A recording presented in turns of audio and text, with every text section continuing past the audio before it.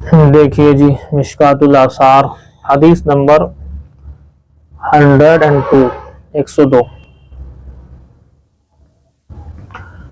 عن عبد الله بن عمرو رضي الله تعالى عنه قال قال رسول الله صلى الله عليه وسلم اربع خلال من كن فيه كان منافقا خالصا من اذا حدث كذب وَإِذَا وَعَدَ أَخْلَفَ وَإِذَا عَاهَدَ غَدَرَ وَإِذَا خَاصَمَ فَجَرَ مَنْ كَانَتْ فِيهِ خَصْلَةٌ مِّنْهُنَّ كَانَتْ فِيهِ خَصْلَةٌ مِّنَ النِّفَاقِ حَتَّى يَدْعَاهَا۔ یہ بخاری مسلم مشکات سب جگہ یہ روایت موجود ہے۔ دیکھیں آپ اس کا ترجمہ دیکھیں پہلے۔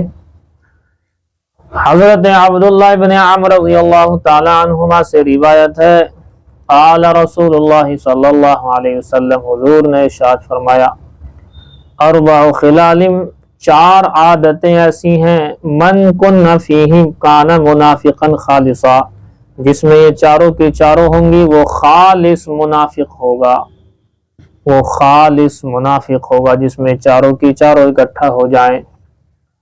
اور وہ ہیں من اذا حدث کذب، اور وہ ایسا شخص ہے کہ جب بات کرتا ہے تو جھوٹ بولتا ہے، وَإِذَا وَعَدَ أَخْلَفَ، اور جب وعدہ کرے تو پورا نہیں کرتا ہے، وَإِذَا عَاهَدَ غَدَرَ، جب عہد کر لیتا ہے کسی سے تو توڑ دیتا ہے، یعنی غداری سے کام لیتا ہے، وَإِذَا خَاصَمَ فَجَرَ، اور جب جھگڑا کرتا ہے تو فجر، گالی گلوچ پر اتر آتا ہے، مَنْ كَانَتْ فِيهِ خَصْلَةٌ مِّنْهُنَّ، جس شخص کے اندر یہ ان میں سے کوئی بھی عادت ہوگی، کوئی بھی خصلت ہوگی، کانت فیہ خصلۃ من النفاق، تو اس کے اندر نفاق کی یہ خصلت ہوگی، حتی یدعہا، یہاں تک کہ اس نفاق کی عادت کو وہ چھوڑ دے۔ دیکھیے یہاں سے نفاق کا ذکر ہے۔ سب سے پہلے آپ یہ سمجھیں نفاق دو طرح کا ہوتا ہے، اور یہ متاخرین کے اقوال ہیں، متقدمین کا ایسا کوئی معاملہ نہیں ہے۔ متاخرین کے ہاں نفاق کی دو قسمیں بنی ہیں، نفاق اعتقادی اور نفاق عملی۔ یہ کیا چیز ہے جی؟ نفاق اعتقادی، نفاق عملی، یہ کیا ہے؟ دیکھیے نفاق اعتقادی اسے کہتے ہیں جو باہر سے اپنے آپ کو مسلمان ظاہر کرے اور اندر سے وہ کافر ہو، اندر سے بالکل کافر ہے، اسلام اور ایمان کے خلاف ہے، لیکن وہ باہر سے لوگوں کو دکھا رہا ہے کہ میں بھی ایمان میں ہوں۔ اسے کہتے ہیں نفاق اعتقادی، اور یہ منافق ہے پکا والا۔ اس کے بارے میں قرآن مقدس کہتا ہے کہ جہنم کے سب سے نچلے حصے میں ہوگا، ان المنافقین فی الدرک الاسفل من النار۔ یہ سخت والا ہے، یہ بالکل کافر ہے، اس کے ایمان والا کوئی معاملہ اس کا ہے ہی نہیں، یہ بالکل کافر والا معاملہ ہے اس کا۔ اور آپ کو معلوم ہی ہے کہ کافر ہوگا تو ظاہر سی بات ہے اس کے لیے جو ہے جہنم ہی ہے۔ آپ اس بات کو بھی ذہن میں رکھیں۔ ایک نفاق ہوتا ہے نفاق عملی، کہ ہے تو وہ مومن ہی، ہے تو وہ مومن ہی، ایمان والا ہے وہ شخص، لیکن چونکہ اس کے اعمال منافقین کے جیسے ہیں، تو منافقین کے جیسے اعمال ہونے کی وجہ سے اس کو بھی منافق کہا گیا ہے، تو وہ عمل کے اعتبار سے منافق ہوا، اعتقاد کے اعتبار سے منافق نہیں ہے، اور اعتقاد کے اعتبار سے اگر منافق ہوتا تو وہ کافر ہوتا، اس کے لیے ہمیشہ ہمیش کی جہنم ہوتی، لیکن یہ عمل کے اعتبار سے منافق بنا ہے۔ تو اس لیے اس کے لیے جب تک یہ جتنی علامتیں نفاق کی اس کے اندر ہوں گی اتنے پرسنٹ کا ایک منافق ہوگا۔ اس کی آپ مطلب یہ مثال لے لیجئے، اگر کسی انسان کے اندر، میں آپ کو خالی مثال دے رہا ہوں چونکہ یہاں چار آئی ہیں یہ باتیں، 4-5 باتیں نفاق کی آپ نے پڑھی ہیں، لیکن علماء فرماتے ہیں کہ بہت ساری باتیں منافق ہونے کی علامتیں عمل کے اعتبار سے وہ بہت ساری ہیں، وہ آگے آئیں گی انشاءاللہ، میں آپ کو ذکر کروں گا، تو یہ بھی آپ ذہن میں رکھیں۔ لیکن مثال کے طور پر 4 ہی علامت ہوتی نفاق کی، اگر 4 ही علامتیں ہوتی تو اگر کسی میں ایک علامت ہے تو 25% کا منافق ہو گیا. 4 میں سے ایک، اس کا مطلب یہ کہ چوتھائی، 54 جسے کہتے ہیں ہم لوگ، تو 25% ہو گیا. 100 میں سے 25 یہ چوتھائی حصہ ہوتا ہے. کسی کے اندر اگر 2 علامتیں ہیں تو 50% وہ عمل کے اعتبار سے منافق ہو گیا.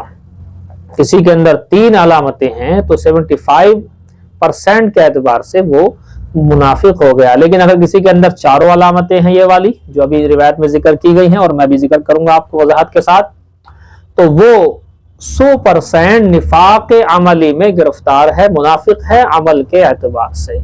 تو یہ ہے جی بات. تو اسے آپ نوٹ کر لیجئے. نفاق کی ویسے تو 3 قسمیں ہیں، لیکن میں آپ کو یہاں 2 بتاؤں گا، اور تیسری قسم انشاءاللہ اگلے سال آپ کو تھوڑی سی وضاحت سے بتائیں گے. فی الحال تو صرف 2 قسمیں آپ لکھیں، نفاق اعتقادی، نفاق عملی. یہ لکھ لیں آپ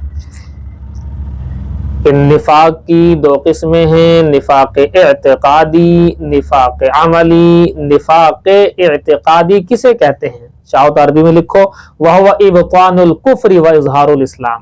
وَهُوَ إِبْطَاء سے ابطان الکفری، کہ کفر کو دل میں چھپا کے رکھنا، و اظہار الاسلام، اور اسلام کا باہر اظہار کرنا، اندر سے کافر باہر سے مسلم.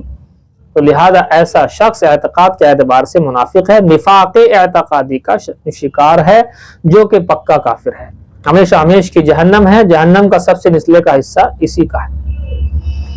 دوسرا نفاق عملی. نفاق عملی کسے کہتے ہیں؟ نفاق عملی وہی ہے، وَهُوَ إِبْطَانُ الْمَعْصِيَةِ وَإِظْهَارُ الطَّاعَةِ. وَهُوَ إِبْطَانُ الْمَعْصِيَةِ، گناہ گاری کو اور گناہوں کو دل میں چھپا کے رکھتا ہے، وَإِظْهَارُ الطَّاعَةِ، اور لوگوں کے سامنے اطاعت کا اظہار کرتا ہے. اندر سے گنہگار، باہر سے اطاعت شعار، اطاعت گزار. اندر سے گنہگار، باہر سے اطاعت گزار. تو باہر سے اپنے آپ کو اطاعت والا دکھا رہا ہے، بڑا سنتی دکھا رہا ہے، بڑے جبے قبے ساری چیزیں پہن رہا ہے، اور اندر سے گناہوں کے اندر مبتلا ہے، کوئی موبائل کے، کوئی کسی چیز کے، بد نظری کے، ان تمام گناہوں میں مبتلا ہے. وہ اندر کی چیز ہے اور لوگوں کے سامنے اپنے آپ کو بڑا اللہ والا بن کر کے پیش کرتا ہے. تو یہ شخص منافق ہے عمل کے اعتبار سے. تو دونوں قسمیں ہو گئیں. نفاق کی 2 قسمیں ہیں، نفاق اعتقادی، نفاق عملی. نفاق اعتقادی کسے کہتے ہیں؟ وَهُوَ إِبْطَانُ الْكُفْرِ وَإِظْهَارُ الْإِسْلَامِ، دل میں کفر کو چھپا کے رکھنا اور اظہار اسلام کرنا. اور نفاق عملی کسے کہتے ہیں؟ وَهُوَ إِبْطَانُ الْمَعْصِيَةِ وَإِظْهَارُ الطَّاعَةِ، کہ گناہ کو دل میں چھپانا، گناہ گاری دل میں ہے اس کے، لیکن ظاہر میں اطاعت اپنے آپ کو دکھاتا ہے، اطاعت گزار، اسے کہتے ہیں نفاق عملی. اب ان میں سے کافر کون سا ہے؟ نفاق اعتقادی والا. اور نفاق عملی والا یہ کافر تو نہیں ہے، لیکن بہرحال فاسق اور فاجر ہے، یعنی یہ آدمی گنہگار تو ہے. ایک قسم اور ہے نفاق عرفی، اس کو فی الحال آپ چھوڑ دیجئے، وہ خلط ملط والا ایک منافق ہوتا ہے وہ. تو 2 ہی قسمیں ہیں، اصلاً یہی قسمیں ہیں 2، ان 2 کو ہی آپ رکھیے گا. دوسری بات آپ نوٹ کریں کہ حدیث کے اندر کہیں 3 قسمیں آئی ہیں، کہ نفاق کی 3 قسمیں ہیں. کہیں پر یعنی نفاق عملی کی 3 قسمیں، اس کو لفظ قسمیں استعمال نہ کریں آپ. کہیں کہیں منافق کی علامتیں 3 آئی ہیں، علامات منافق ہیں، اور کہیں کہیں 4 آئی ہیں. لیکن اکابرین نے قرآن و حدیث سے ان ساری علامتوں کو جمع کیا ہے، تو ان 4 کے علاوہ بھی 12 علامتیں اور ملی ہیں، وہ آپ کے سامنے ذکر کروں گا. پہلے ایک ایک کی وضاحت دیکھیں ان کی. آپ دیکھیے حضرت عبداللہ بن عمرو سے روایت ہے رضی اللہ تعالی عنہما، قال رسول اللہ صلی اللہ علیہ وسلم، حضور نے ارشاد فرمایا، 4 خلال، کہ 4 ایسی عادتیں ہیں، من کن فیہ کان منافقا خالصا، جس میں یہ علامتیں ہوتی ہیں وہ پکا منافق ہوتا ہے. وہ کیا کیا ہے؟ من اذا حدث کذب، وہ شخص ہے کہ جب بات کرے تو جھوٹ بولے. اگر کوئی آدمی جھوٹ بولتا ہے، استاد سے، گھر بار میں، کام دھام میں، کسی طرح سے بھی جھوٹ بولتا ہے، خاص طور سے آج کل فون پر جھوٹ بازی کا بازار گرم ہے. جھوٹ اس قدر بولا جا رہا ہے، اس فون کے ذریعے سے جتنا جھوٹ بولا گیا، شاید کائنات میں اتنا کسی اور انسٹرومنٹ کے ذریعے سے جھوٹ نہیں بولا گیا. آدمی کھڑا گھر کے سامنے کہتا ہے میں کام پہ ہوں. آدمی بیٹھا ہے دلی کے اندر، فون کر کے پوچھا بھی کہاں ہو، کہ میں جو ہے فلاں جگہ ہوں، کہیں اور بول دے گا، میں بیٹھا ممبئی کے اندر ہے کہے گا فلاں جگہ ہوں. جھوٹ اس قدر بول، صبح سے شام تک اگر ریکارڈ آپ دیکھیں تو فون کے ذریعے سے اس قدر جھوٹ بولا جاتا ہے، اللہ کی پناہ. تو یہ منافق ہے یہ شخص. ایک علامت اس کے اندر یہ ہو گئی. تو اگر ایک علامت ہے تو چار میں سے ایک ہے تو آپ کے جو ہے 25% ہو گیا. تو اس لیے جھوٹ نہیں بولنا چاہیے، اپنے آپ کو جھوٹ سے بچائیں. اگر بائی چانس زبان سے جھوٹ نکل جائے، ادا ہو گیا جملہ ایسا کہ آپ نے جھوٹ بولا ہے، تو اس کا علاج بھی تو ہے، فوراً اللہ کی طرف متوجہ ہو کر کے اس سے اللہ سے معافی مانگیں، اللہ تعالیٰ سے توبہ اللہ کریں، جھوٹ کے گناہ کو دھوئیں، جلد سے جلد دھوئیں. ہاں، چونکہ اگر اس کو گندا ہی رکھیں گے، اگر کپڑے کو گندا رکھیں گے تو اور زیادہ گندا ہو جائے گا، فوراً اس کو دھونا چاہیے. اسی لیے من اذا حدث کذب، کہ پہلی صفت یہ ہے کہ جب وہ بات کرتا ہے تو پھر جھوٹ بولتا ہے. سمجھ میں آگے؟ اس لیے کبھی بھی جھوٹ نہیں بولنا. اپنے استاد سے کام کے متعلق، کام کیا نہیں کیا، یاد کیا نہیں کیا، لکھا کہ نہیں لکھا سبق، یہ ساری باتیں روز پوچھتے ہیں. یا نماز پڑھی کہ نہیں پڑھی، اس میں جھوٹ نہیں بولنا. اشراق، چاش، وابین، تہجد پڑھی کہ نہیں پڑھی، اس میں جھوٹ نہیں بولنا. گھر میں امی کچھ پوچھتی ہے کہ یہ کام کر لیا کہ نہیں کر لیا، اس میں جھوٹ نہیں بولنا. ابا پوچھتے ہیں یہ کام کیا کہ نہیں کیا، اس میں جھوٹ نہیں بولنا. بھائی پوچھے کہاں گئے تھے تو اس کے بارے میں جھوٹ نہیں بولنا. گئے تھے کہیں اور بیٹھے کہیں اور بولا کہیں بھائی سے. اس لیے گھر بار میں، باہر میں، اندر میں، اسکول میں، کالج میں، یونیورسٹی میں، مدرسے میں، کہیں بھی آپ ہیں، آپ کو جھوٹ نہیں بولنا، ورنہ آپ سمجھ جائیے ایک صفت آپ کے اندر آ گئی 25% کہ آپ جو ہے منافق بن گئے. سمجھ میں آ گئی یہ بات؟ نمبر 2 دیکھیں، وَإِذَا وَعَدَ أَخْلَفَ. دوسری صفت منافق عملی کی یہ ہوتی ہے کہ جب وہ وعدہ کرتا ہے تو وعدہ خلافی کرتا ہے. آپ نے وعدہ کر لیا استاد صاحب سے کہ ہم یاد کریں گے، نہیں یاد کر کے لائے، وعدہ خلافی ہو گئی. دو علامتیں ہو گئی آپ کے اندر. اب آپ نے امی جان سے وعدہ کیا کھانا میں بناؤں گی، نہیں پورا کیا. آپ نے بھائی جان سے وعدہ کیا کہ جیسا آپ کہو گے ویسا کروں گی، جہاں کے لیے آپ منع کر رہے ہیں وہاں پر نہیں جاؤں گی، پھر بھی آپ پہنچے. یہ وعدہ خلافی. جو وعدہ کر لیا اس کے خلاف کریں گے. تو اب کتنی علامتیں ہو گئی آپ کے اندر اگر اس طرح سے کر رہے ہیں. جو کر رہی ہیں ان کے بارے میں، جو نہیں کر رہے ان کے بارے میں بات نہیں کر رہا میں. تو آپ کے اندر یہ 2 علامتیں ہو گئی. 2 کا مطلب کیا ہو گیا؟ 50% منافق، 50% کے منافق ہو گئے. وَإِذَا عَاهَدَ غَدَرَ. اور جب عہد کرے تو توڑ دے. جب پڑھائی کا دور شروع ہوتا ہے تو آپ سے عہد لیے جاتے ہیں، یاد کرنے کے عہد لیے جاتے ہیں، استادوں کی اطاعت کے عہد لیے جاتے ہیں. میں نے آپ کو بتایا تھا استاد اگر کسی ناجائز کا حکم کرے تو کوئی اطاعت نہیں، پھینک کے مارو اس کی بات کو، ناجائز بات کو پھینک کے مارو. کوئی ضرورت نہیں ہے کسی کی اطاعت کرنے کی. جب اللہ کی نافرمانی کا کوئی حکم کرے، باپ ہو، ماں ہو، بھائی ہو، استاد ہو، کوئی بھی اگر اللہ کی نافرمانی کا حکم کرے تو اس کی بات کو دیوار پر پھینک کے مارو. اس لیے کہ روایت ہے لا طاعت لمخلوق فی معصیت الخالق. اللہ کی نافرمانی اگر ہو رہی تو کسی مخلوق کی اطاعت جائز ہی نہیں ہے. یہ آپ سے میں ذکر کر چکا ہوں، بہت لمبی وضاحت. 1 ہفتہ تقریباً لگایا تھا کہ پڑھنے پڑھانے کے اصول، اور آپ سے عہد لیے تھے کہ آپ کو اسی طرح سے پڑھنا پڑھانا لے کر کے چلنا ہے. اگر آپ اس عہد پر باقی ہیں تو ٹھیک ہے، لیکن اگر آپ نے عہد توڑے، عہد آپ نے توڑا، مان لیجیے آپ نے گھر میں عہد کیا کہ میں صرف پڑھنے کے لیے جاؤں گی، پڑھائی کے لیے آپ جاتے ہیں، مدرسے میں آپ آتے ہیں، اور آپ پڑھائی کے علاوہ کسی اور غلط کام میں ملوث ہوتے ہیں، تو یہ آپ عہد توڑ رہے ہیں. ماں باپ کا عہد توڑ رہے ہیں، بھائیوں کا عہد توڑ رہے ہیں. جو عہد کیا تھا کہ میں پڑھنے کے لیے جاؤں گی، اور پڑھنے کے لیے آپ آئے ہیں، لیکن پڑھائی کے علاوہ باقی کاموں میں اگر آپ لگتے ہیں تو ظاہر سی بات ہے آپ نے اس عہد کو، جو گھر والوں سے، ماں باپ، گھر والے یہی سمجھ رہے ہیں کہ آپ مطلب پڑھنے کے لیے گئے ہیں اور آپ وہاں جا کر کے نہیں پڑھ رہے ہیں، آپ کسی کام میں ملوث ہیں، تو ظاہر سی بات ہے عہد توڑا تو پھر کتنے % منافق ہو جائیں گے آپ. جھوٹ بولا، وعدہ خلافی کی اور عہد توڑا تو 75% منافق ہو گئے اب آپ. وَإِذَا خَاصَمَ فَجَرَ.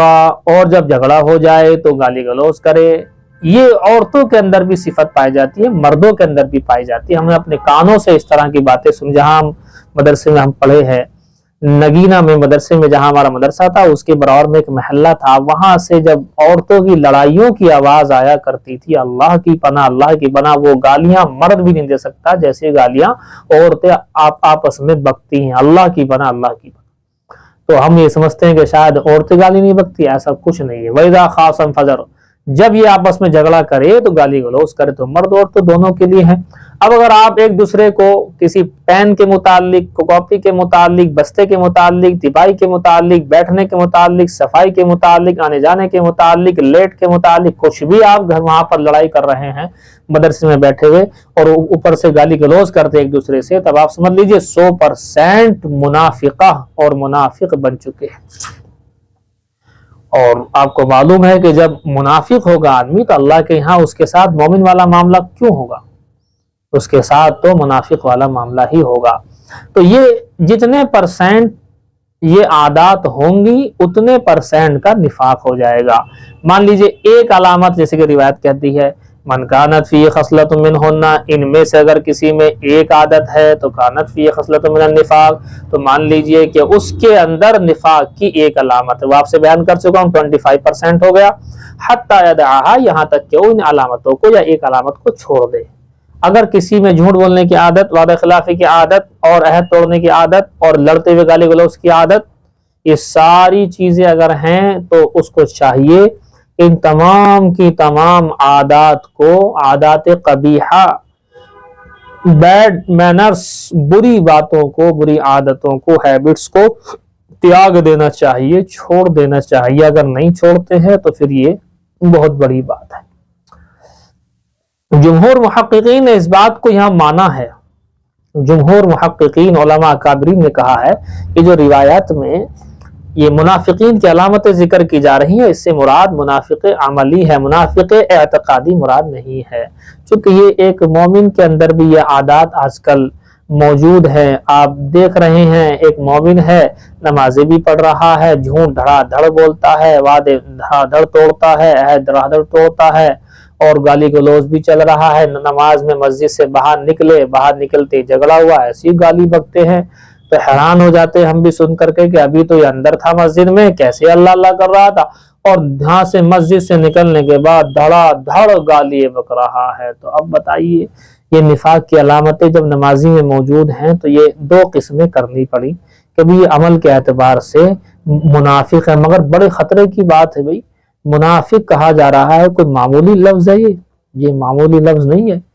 تو علماء فرماتے ہیں کہ ان معنی ھذا، اس کے معنی عند اہل العلم نفاق العمل، کہ اہل علم کے نزدیک تو اس کا مطلب حدیث کا یہی ہے کہ منافق سے مراد منافق عملی ہے۔ امام ترمذی وغیرہ نے بھی اسی بات کو رکھا ہے۔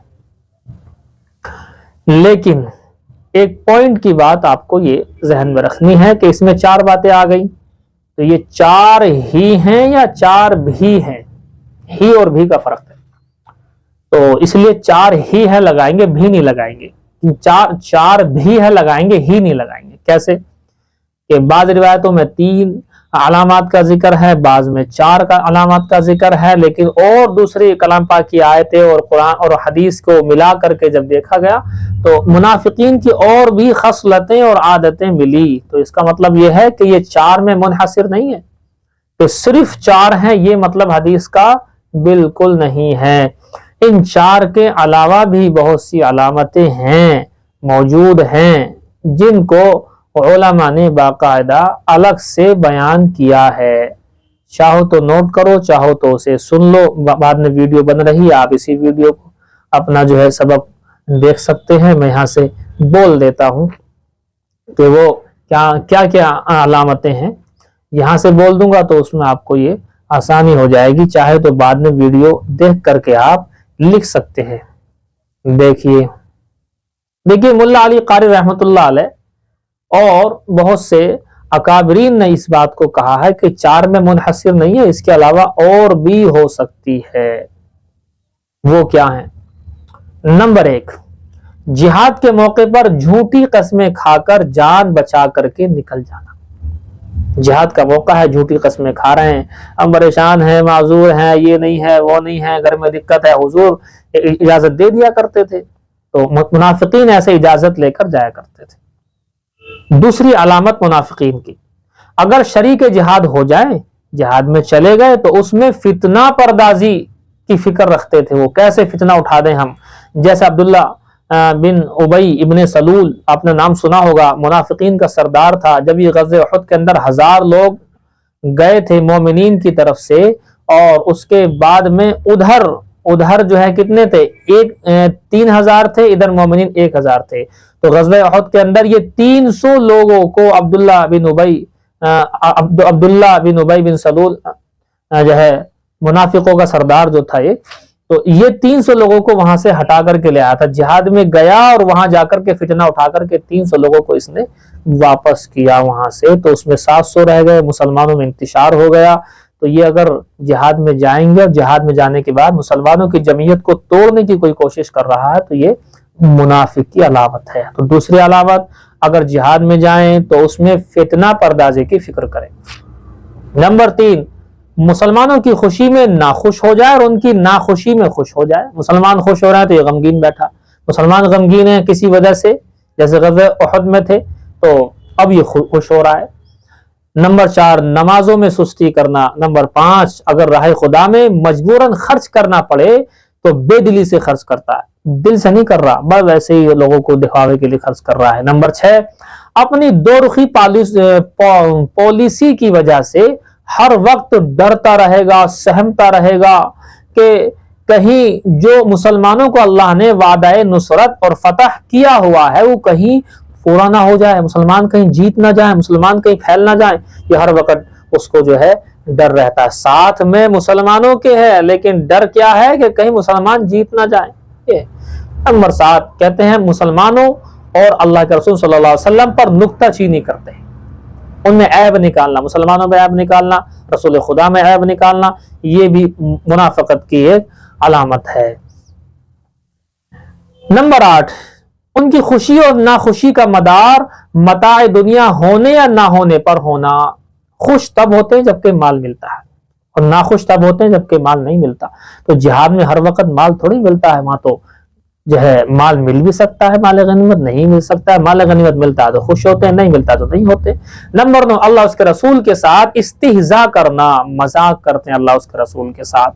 ہاں، اور جب معلوم ہو جاتا ہے کہ بھئی انہوں نے اللہ رسول کے ساتھ مذاق کی ہے تو کہتے ہیں ہم تو مذاق میں ویسے ہی کر رہے تھے، ہم ویسے ہی کر رہے تھے، اس طرح کی بات کہتے ہیں. نمبر 10، ان کا اصل تعلق اپنے ہم جنسوں سے ہونا. منافق کا تعلق منافق سے ہوتا، رہتے مسلمانوں میں لیکن ساری خبریں اپنے یار دوستوں منافقین تک پہنچاتے ہیں. نمبر 11، برائی کا حکم کرتے ہیں، بھلائی سے روکتے ہیں. الٹا، حالانکہ بھلائی کا حکم کرنا چاہیے، برائی سے روکنا چاہیے، لیکن منافق ہمیشہ اس کا الٹا کرتا ہے، برائی کی طرف لگاتا ہے، بھلائی سے روکتا ہے. نمبر 12، اللہ کے عہد کو توڑنا. یہ مولا علی رحمۃ اللہ نے اپنی کتاب کے اندر اس کو لکھا ہے. 12 علامتیں یہ ہیں، کچھ حدیث میں آئی ہیں، اسی لیے کہتے ہیں کہ اس حدیث میں 4 میں منحصر نہیں ہے، باقی منافقت کی جو علامتیں ہو سکتی ہیں وہ سب اس کے اندر شامل ہیں. یہ ہے جی، اللہم احفظنا من النفاق والشقاق وسوء الاخلاق. اللہ ہماری حفاظت فرمائے نفاق سے اور اللہ رسول کی نافرمانی سے اور برے اخلاق سے. آمین یا رب العالمین. بس کریں جی.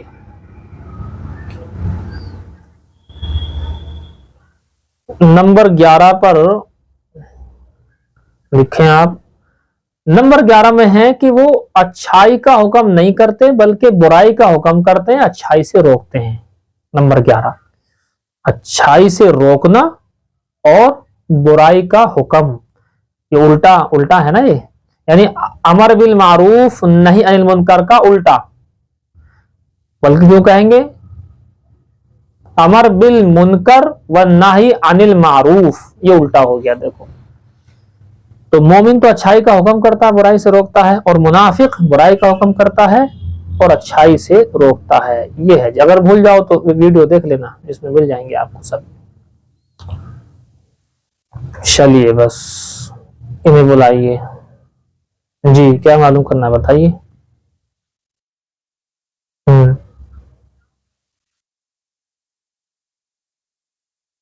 صابن استعمال کیا ہے جسم پر، جسم پاک ہے یا نہیں؟ پہلے یہ دیکھو آپ. دیکھو نہانے میں پہلے جسم کو پاک کرنا چاہیے.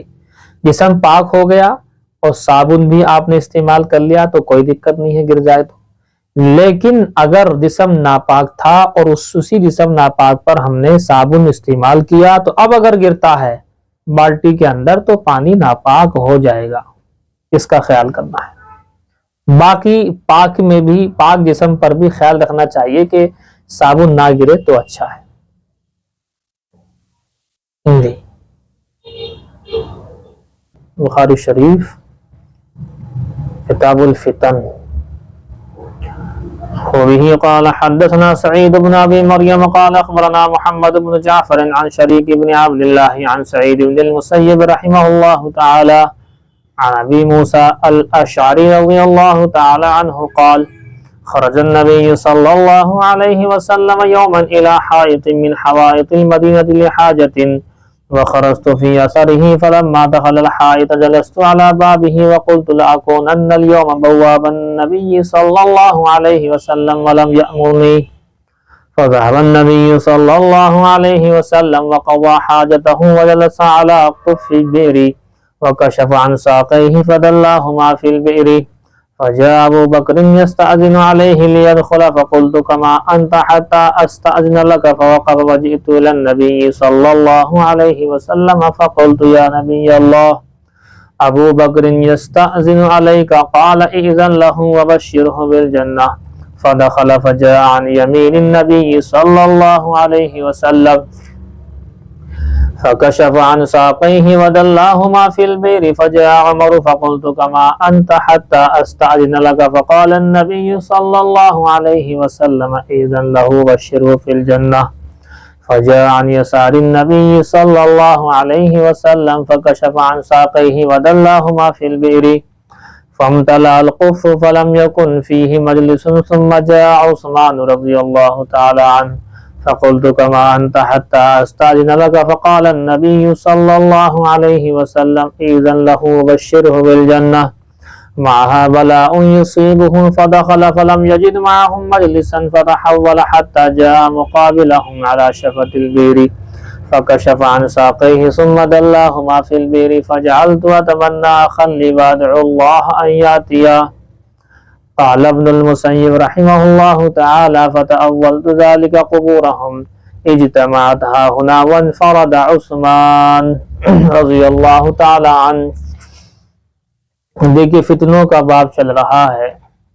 اس حدیث میں ایک فتنے کی طرف اشارہ ہے جو مسلمانوں میں اللہ کے نبی صلی اللہ علیہ وسلم کے وصال کے بعد، پھر حضرت ابوبکر صدیق کے وصال کے بعد، حضرت عمر کے وصال کے بعد، حضرت عثمان غنی کے وقت میں جو فتنہ ابھرے گا تو اس میں حضرت عثمان غنی اس فتنے کا شکار ہو جائیں گے.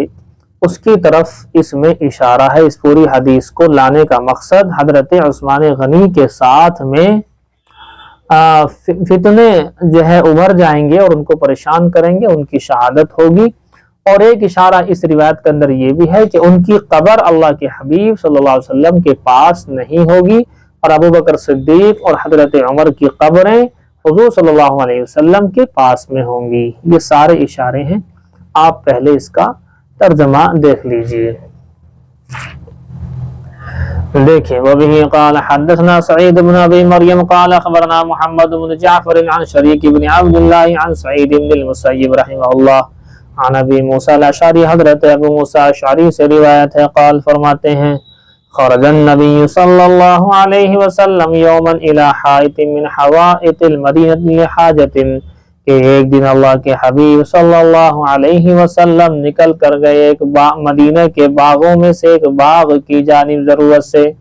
وخرجت فی اثرہ، میں اللہ کے حبیب صلی اللہ علیہ وسلم کے پیچھے چل پڑا. فلما دخل الحائط، پس جب میں باغ میں داخل ہوا ہی تھا کہ جلست علی بابہ، تو میں گیٹ ہی پر بیٹھ گیا. وقلت، اور میں کہنے لگا لاکونن اليوم، کہ آج میں بواب النبی صلی اللہ علیہ وسلم ولم یأمرنی، کہ آج میں اللہ کے حبیب صلی اللہ علیہ وسلم کا دربان بنوں گا اگرچہ مجھے پیارے آقا نے حکم نہیں کیا. فذهب النبی صلی اللہ علیہ وسلم، پس اللہ کے حبیب صلی اللہ علیہ وسلم آگے چلے گئے. وقضى حاجته، اپنی ضرورت کو پورا کیا. وجلس على قف البئر، اور کنویں کی مڈیر پر بیٹھ گئے. وکشف عن ساقیہ، اور اپنی پنڈلیوں کو کھول لیا اور کھول کر فدلاہما فی البئر، کنویں میں لٹکا لیا. فجاء ابو بکر یستاذن علیہ لیدخل، حضرت ابو بکر صدیق رضی اللہ تعالی عنہ آئے جو اجازت مانگ رہے تھے کہ آپ کے پاس جائیں. فقلت تو میں نے کہا کما انت جہاں ہو وہیں رہو حتی استاذن لکا یہاں تک کہ میں اللہ کے حبیب صلی اللہ علیہ وسلم سے آپ کے لیے اجازت دخول لے آؤں۔ فوقفا پس وہ کھڑے رہے۔ فجیت الی النبی صلی اللہ علیہ وسلم پس میں حضور کے پاس آیا۔ فقلت یا نبی اللہ میں نے کہا اے اللہ کے نبی ابو بکر یستاذن علیک کہ ابو بکر صدیق رضی اللہ تعالی عنہ آپ کے پاس آنے کی اجازت چاہ رہے ہیں۔ قال حضور نے ارشاد فرمایا اذن لہ وبشرہ بالجنہ ان کو اجازت دے دو اور جنت کی خوشخبری بھی دے دو۔ فدخل پس وہ آ گئے۔ فجاء عن یمین النبی صلی اللہ علیہ وسلم پس آ گئے داخل ہو گئے اور اللہ کے حبیب صلی اللہ علیہ وسلم کے دائیں جانب بیٹھ گئے۔ اور فکشف عن ساقیہ انہوں نے بھی اپنی پنڈلیوں کو کھولا۔ ودلہما فی البیر اور کنویں میں لٹکا دیا اللہ کے حبیب کی طرح سے۔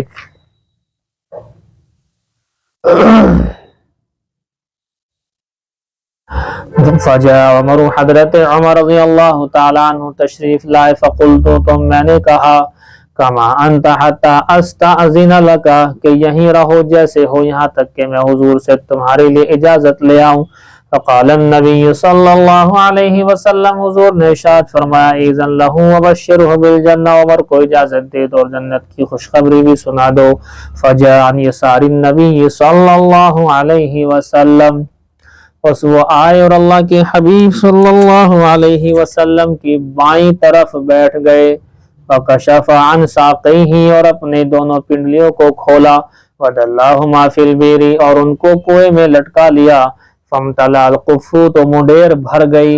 جس طرف منڈیر پر اللہ کے حبیب صلی اللہ علیہ وسلم بیٹھے ہوئے تھے اس طرف کی منڈیر بھر گئی۔ وہ جو کنویں کا جو ارد گرد کا ایریا ہوتا وہ ادھر والا بھر گیا، سامنے والا رہ گیا۔ فلم یکن فیہ مجلس پس اس جگہ بیٹھنے کی کوئی جگہ باقی نہ رہی۔ ثم جاء عثمان رضی اللہ تعالی عنہ فقلت پھر حضرت عثمان غنی رضی اللہ تعالی عنہ آئے تو میں نے کہا کما انتا یہیں پر رہو حتی استاذن لک یہاں تک کہ میں حضور سے آپ کے لیے اجازت طلب کر لوں۔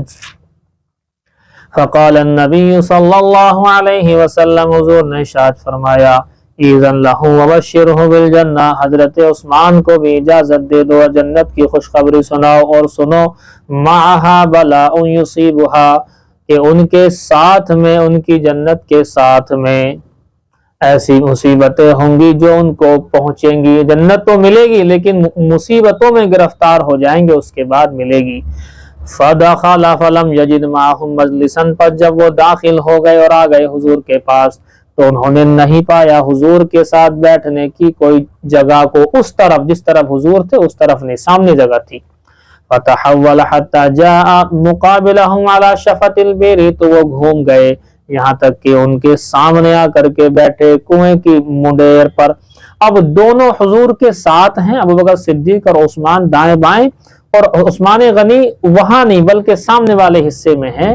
فکشف عن ساقیہ ثم دلہما فی البئر انہوں نے بھی اپنی پنڈلیوں کو اگھاڑا اور دونوں پنڈلیوں کو انہوں نے کنویں میں ڈال دیا، لٹکا دیا۔ فجعلت اتمنى اخلی میں امید کرنے لگا کاش کہ میرا جو بھائی ہے وادع اللہ ان یاتی اور میں اللہ سے دعا کر رہا تھا وہ بھی آ جائے۔ ان کی چاہت تھی کہ میرا ایک بھائی بھی ہے جیسے یہ لوگ آ رہے ہیں، ہر ایک کو جو ہے دعائیں مل رہی ہیں، جنت کی بشارت مل رہی ہے، کاش میرا بھائی بھی یہاں آ جائے اور اس کو بھی اس طرح کی خوشخبری اور بشارت مل جائے۔ لیکن بہرحال یہ مقدر کیونکہ ابو بکر صدیق ہی کا تھا کہ سب سے پہلے آنے والے سب سے پہلے خلیفہ، بعد میں عمر آئے ہیں تو دوسرے خلیفہ، تیسرے حضرت عثمان غنی تیسرے خلیفہ، اور آپ نے فرمایا کہ تمہاری خلافت میں تمہیں مصیبتیں پہنچیں گی، بلا پہنچیں گی، بلائیں پہنچیں گی، اور وہ پہنچی۔ شہادت کا واقعہ میں بیان کر چکا ہوں کیسے کیسے جو ہے شہادت عثمان بڑا دلخراش واقعہ 18 ذی الحجہ کا وہ جو ہے واقعہ ہے، بہت ہی زیادہ عجیب و غریب ہے، اور اس کے بعد سے فتنے رکے تھوڑی ہیں، بہت فتنے بڑھے۔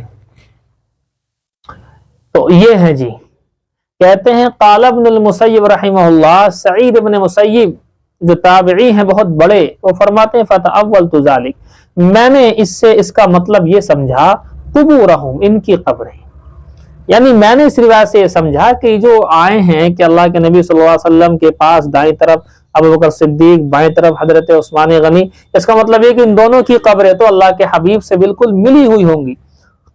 تو اور حضرت عثمان چونکہ وہاں جگہ نہیں ملی، سامنے بیٹھے الگ، تو دونوں کی قبروں سے الگ، تینوں کی کہیے، آپ صلی اللہ علیہ وسلم، ابوبکر صدیق اور حضرت عمر ایک ساتھ، اور ان کی قبر سے الگ. اور ہوا بھی یہی کہ ان کی شہادت کے بعد میں بلوائیوں نے جنازہ بھی نہیں اٹھنے دے رہے تھے. بہرحال صحابہ نے کوششیں کی، اور اس کے بعد میں حضرت عثمان غنی کا جنت البقیع کا آخری جو کونا ہے، بہت دور جا کر کے سنا ہے کہ وہاں ان کی قبر ہے، تو ان کو الگ چونکہ دفن جو ہے کیا گیا ہے. تو یہ ہے وہ واقعہ. تو اس کا مطلب کہتے ہیں کہ قبریں مراد ہے کہ جیسے حضور کے پاس بیٹھے ویسے ان کی قبریں، وہ دور تھے عثمان غنی سامنے، تو ان کی قبر الگ بنی ہے. قال ابن المسیب رحمہ اللہ تعالی فتأولت ذلك، میں نے اس کا مطلب یہ نکالا، قبورہم یعنی ان کی قبریں اس طرح سے ہوں گی، اجتماعت ہا ہونا کہ یہاں اکٹھا ہو جائیں گی، وانفرد عثمان اور عثمان الگ ہو جائیں گے. اور ہوا بالکل سیم یہی ہوا، واقعات کی روشنی میں آپ دیکھیں ہوا بھی اسی طرح سے. اللہ کے حبیب صلی اللہ علیہ وسلم کا کوئی عمل حکمت سے خالی نہیں تھا.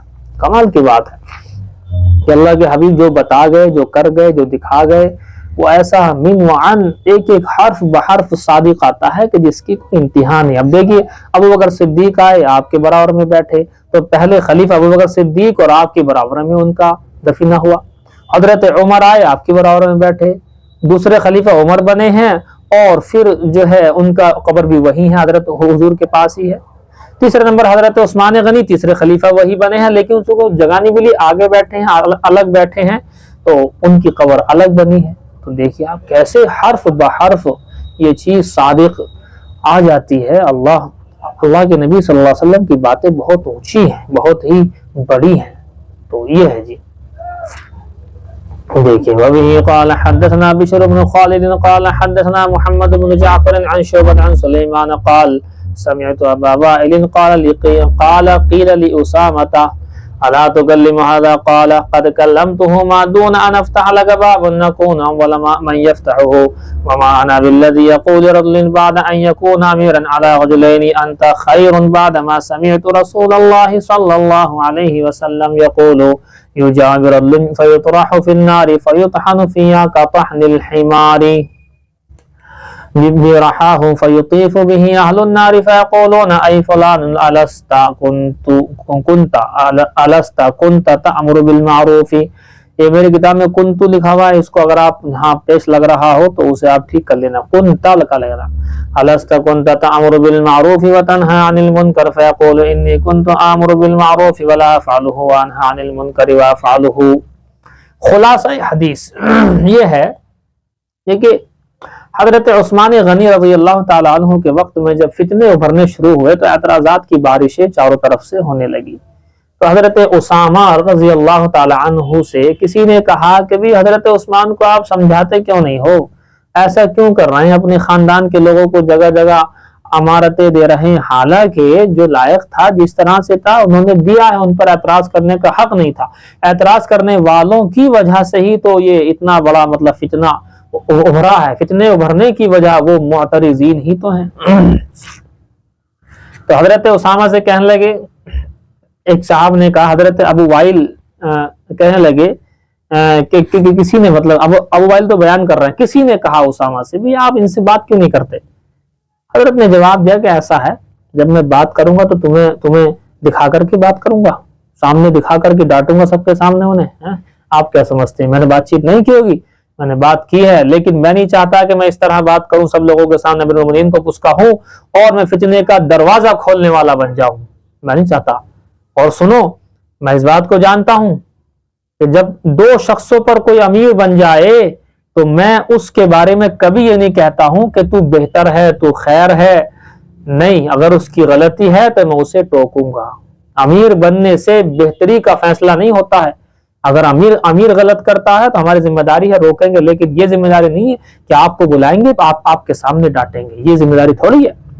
لہذا ہم اپنے طور پر بات کرتے ہیں ان سے اور سمجھاتے ہیں ان کو، کوئی بات اگر اس طرح کی ہوتی ہے، کیونکہ ہم نے یہ سنا ہے اللہ کے حبیب صلی اللہ علیہ وسلم سے کہ ایک شخص کو لایا جائے گا اور جہنم میں اس کو پھینک دیا جائے گا، اور وہ گدھے کی طرح سے، جیسے گدھا جو ہے چکی کو پیستا ہے، چکی کو گھماتا ہے، تو اس طریقے سے گدھے کی طرح سے وہ شخص گھومے گا اپنی اتڑیوں کے ارد گرد، یعنی جسم سے اتڑیاں نکل کر کے باہر گر جائیں گی، اور وہ ایک گدھے کی طرح سے ان کے ارد گرد جو ہے چکر لگائے گا۔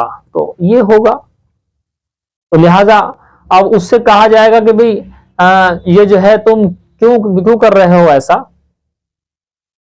تو وہ لوگ یوں کہیں گے کہ جی ہم اچھائی کا حکم برائی سے روکتے تھے، مگر اپنے آپ عمل نہیں کرتے تھے، ہم کرتے تو تھے کام یہ والا اچھائی کا حکم برائی سے روک، لیکن اس پر عمل نہیں کرتے تھے ہم، تو اس وجہ سے عمل نہ کرنے کی وجہ سے ہمارے ساتھ یہ معاملہ ہو رہا ہے۔ دیکھیے خلاصہ یہی ہے کہ حضرت عثمان غنی پر اعتراضات، یہ فتنے کا دروازہ، پھر صحابی سے اس کی شکایت، اور صحابی کا یہ کہنا ہے کبھی بات تو کرتے ہیں لیکن آپ کو دکھا کر تھوڑی کریں گے، اگر دکھا کر کریں گے تو گویا کہ ہم بھی فتنے کا ایک گیٹ جو ہے کھولنے والے بن جائیں گے، اور ہم نہیں چاہتے، سب سے پہلے ہم نہیں چاہتے کہ ہم ہی خود اس گیٹ کو کھولیں۔ یہ دیکھیے وبه قال حدثنا بشر بن خالد قال حدثنا محمد بن جعفر عن شعبة عن سلیمان قال سمعت ابا وائل، میں نے سنا ابو وائل کو کہتے ہوئے، قال یوں کہا انہوں نے، قیل لی اسامہ، کہ حضرت اسامہ سے کہا گیا، کہنے والا کوئی تھا، الا تکلم ھذا، تم اس بندے سے بات کیوں نہیں کرتے، یعنی حضرت عثمان سے تم بات کیوں نہیں کرتے، ان کو کیوں سمجھاتے نہیں ہو؟ قال حضرت اسامہ نے فرمایا، قد کلمتہ، میں نے تو بات کی ہے، معدون ان افتح لک بابا، میں نے بات کی ہے اس طرح سے کہ میں نہیں چاہتا کہ میں گیٹ کھولوں، اکون اول من یفتح، ہو سب سے پہلے اس گیٹ کو، فتنے کے گیٹ کو کھولنے والا میں بن جاؤں، ایسے تھوڑی بات کروں گا سب کے سامنے۔ وما انا بالذی یقول، اور نہیں ہوں میں اس شخص کے بارے میں، لرجل بعد ان یکون امیرا علی رجلین، دو لوگوں کا امیر بن گیا ہو، اس کے امیر بننے کے بعد میں یہ نہیں کہتا ہوں انت خیر، تم تو بہتر ہو، یہ نہیں کہتا، وہ غلطی ہو سکتی ہے۔ بعد ما سمعت رسول اللہ صلی اللہ علیہ وسلم، بعد اس کے کہ میں نے اللہ کے حبیب صلی اللہ علیہ وسلم کو ارشاد فرماتے ہوئے سنا، یقول، کہہ رہے تھے آپ، یجاء برجل، ایک شخص کو لایا جائے گا، فیطرح فی النہار، اس کو جہنم میں ڈال دیا جائے گا، فیطحن فیہا کطحن الحمار، پس وہ پیسے گا اس میں گدھے کے چکی پیسنے کی طرح سے، برحاہو، اپنی چکی کو، چکی جیسے پیستے ہیں نا اس طرح سے وہ چاروں طرف گھومے گا، فیطیف بہ اہل النار، اور جہنمی لوگ اس کے ارد گرد گھومتے ہوں گے، فیقولون، اور وہ یوں کہہ رہے ہوں گے، اے فلاں، اے فلان، اے فلاں شخص، اب جہنمی دیکھ رہے ہیں کہ اس کی تو آنت ادڑی یہ سب باہر آ گئی ہیں، اور اس کے ارد گرد گھوم رہا ہے، ایسے گدھے کی طرح سے بھاگا پھر رہا ہے، کہ یہ آدمی تو ہمیں اچھائی کا حکم کرتا تھا، برائی سے روکتا تھا، یہ کیسے پہنچ گئے ہاں؟ تو وہ لوگ کہیں گے، اے فلان، اے فلاں شخص، الست کنت تأمر بالمعروف وتنہی عن المنکر، کیا تم اچھائی کا حکم نہیں کرتے تھے، کیا تم برائی سے نہیں روکتے تھے؟ فیقول، وہ کہے گا، انی کنت آمر بالمعروف ولا افعلہ، بے شک میں اچھائی کا حکم کرتا تھا لیکن اس اچھائی کو میں خود نہیں کرتا تھا، وانہی عن المنکر وافعلہ، اور میں برائی سے روکتا بھی تھا لیکن میں خود اس برائی کو کیا کرتا تھا، ایسے شخص کا حال بہت ہی خراب ہوگا، اللہ تعالی حفاظت فرمائے۔ دیکھیے عورت کی سربراہی کامیابی کا راستہ ہے، عورت اگر ذمہ دار بنے تو کیا کامیاب ہو سکتے ہیں؟ جواب یہ ہے کہ نہیں، عورت کو امیر نہیں بنانا ہے، عورت کی امارت نہیں چلے گی۔ وہ الگ بات ہے کہ کتابوں میں حضرت مفتی رئیس صاحب پالن پوری وغیرہ دیگر نے لکھا ہے کہ یہ ہمارے ہاں حضرت نے لکھا ہے کہ ہمارے ہاں جو ووٹنگ کی شکل ہے یہ تغلب کی شکل ہے، اور تغلب کی شکل جہاں پیدا ہو جاتی ہے وہاں اگر ووٹوں سے جیت کر عورت بھی وہاں کی سربراہ بن جائے تو یہ ٹھیک ہے، اس میں کوئی برائی والی بات نہیں ہے، لیکن بہرحال دوسرا کابرین کہتے ہیں کہ عورت کو ان چیزوں میں نہیں آنا چاہیے، عورت کو امیر نہیں بننا چاہیے، چاہے وہ چھوٹا موٹا رائے مشورہ ہی کیوں نہ ہو، فیصل مرد ہی کو رہنا چاہیے، اس میں عورت کی حفاظت زیادہ ہے، وجہ ہے دیکھو رائے مشورے میں جو فیصلہ کرنے کی پاور جو انسان کو ملتی ہے وہ باہر کے حالات، اندر کے حالات، اوپر نیچے کے سب طرف کے حالات پر نگاہ رکھنے سے وہ پاور پیدا ہوتی ہے کہ آدمی فیصلہ کر سکتا ہے۔ اور عورت کی آپ جانتے ہیں صفت یہ ہے کہ وہ آپ گھر میں ہیں، گھر سے مدرسے آئے ہیں، مدرسے سے آپ گھر جائیں گے تو گھر کے ماحول میں رہنے سے وہ ذہن نہیں کھلتا تو ایک مرد کا باہر گھومنے سے کھل جاتا ہے۔ تو اس میں برائی والی بات بھی نہیں ہے، جتنا مرد گھوم لیتا آپ کیسے گھومیں گے، جتنا مرد جو ہے حالات سے دو چار ہوتا آپ کیسے ہو جائیں گے، جتنے جو ہے مصیبتیں پریشانیاں باہر مرد جھیلتا ہے اور کام دھام میں بالکل گدھے کی طرح سے جو ہے سامان اٹھانا ڈالنا یہ ساری چیزیں کرنا تو ایک عورت اس طرح سے نہیں کر سکتی۔ تو زیادہ باہر رہنے کی وجہ سے، باہر کے ماحول کو سمجھنے کی وجہ سے فیصلے کی پاور عورت کے مقابلے میں مرد میں زیادہ ہوا کرتی ہے، اور اس میں کوئی بری بات نہیں ہے۔ دوسری بات، اگر عورت فیصلہ کرے گی تو فیصلہ کرنے والے کے اوپر ذمہ داری ہوتی ہے کہ اس کو سنبھالے بھی۔ اب ظاہر سی بات ہے فیصلہ کر دیا، اگر بات بگڑ گئی فیصلے کے بعد میں تو مرد اس کو سنبھالتا ہے، ظاہر سی بات ہے مرد ہی جو ہے اس کو دیکھتا ہے پھر سنبھالتا ہے، اور اس میں مرد کو سنبھالنے میں گھر سے باہر بھی جانا پڑے گا، پتہ نہیں کہاں کہاں تک جانا پڑے گا اس کو، اور عورت ان سارے کاموں کو پھر نہیں کر سکتی۔ اس لیے عورت کو امیر بنانے کے لیے منع کیا، اور حضور نے بھی باقاعدہ منع کیا ہے۔ یہ ہے جی، ایک مرتبہ فارس والوں نے، ایران والوں نے کسرا کی بیٹی کو ملکہ اور بادشاہ بنا لیا تھا۔ جو کسرا تھا اس وقت کا، حضور کے وقت میں جو کسرا تھا نوشیروان تھا، تو اس کی جو بیٹی تھی اس کو لوگوں نے ذمہ دار بنا لیا تھا۔ تو اس وقت حضور نے فرمایا یہ قوم کہ ایسی قوم کبھی کامیاب نہیں ہو سکتی کہ جنہوں نے اپنے امیر اور امارت جو دے دی ہے وہ ایک عورت کو دے دی ہے، تو وہ نہیں ہو سکتی، وہ کامیاب نہیں ہو سکتی، لہذا منع کر دیا۔ لیکن ہمارے ہاں ووٹنگ والی شکل جو ہے اس کے بارے میں علماء فرماتے ہیں تغلب کی صورت ہے، اور تغلب کی شکل کے اندر یہ اگر کوئی ووٹنگ جیت کر کے کوئی عورت اگر ذمہ دار بن جائے تو بن سکتی ہے، یہ کہا ہے۔ دیکھیے قال حدثنا عثمان بن الهيثم قال حدثنا عوف عن الحسن عن ابي بكر قال لقد نفعني الله بكلمة ايام الجمل۔ حضرت ابو بکر فرماتے ہیں یقیناً مجھے نفع دیا، مجھے فائدہ پہنچایا ایک ایسے کلمے نے جو جمل کے دنوں میں مجھے کام آیا، مجھے جنگ جمل کام آیا۔ کیا؟ لما بلغ النبی صلی اللہ علیہ وسلم، کہ جب کہ اللہ کے حبیب صلی اللہ علیہ وسلم کو خبر پہنچی اس بات کی، ان فارس ملک ابنت کسرا، کہ فارس والوں نے، ایران والوں نے کسرا کی بیٹی کو بادشاہ بنا لیا۔ قال لن یفلح، بادشاہ میں کہہ رہا ہوں آپ کہیں گے وہ تو رانی ہیں، تو ملکہ آپ استعمال کر لیں۔ بادشاہت کی دو شکلیں ہیں، مرد ہوگا تو بادشاہ اور لیڈیز ہوگی تو جو ہے ملکہ بنا لیا۔ قال حضور نے یوں فرمایا لن یفلح قوم، کہ ہرگز ایسی قوم کامیاب نہیں ہو سکتی ولو امرہم امراتا، جنہوں نے اپنے کام کو، اپنے معاملے کو سپرد کر دیا ایک عورت کو دے دیا کہ آپ ہماری ذمہ دار ہیں، ہماری ملکہ ہیں، تو لہٰذا اب ہم آپ کی اطاعت کریں گے، تو وہ قوم کبھی کامیاب نہیں ہو سکتی ہے۔ حضرت ابو بکر یہ کیوں کہہ رہے ہیں؟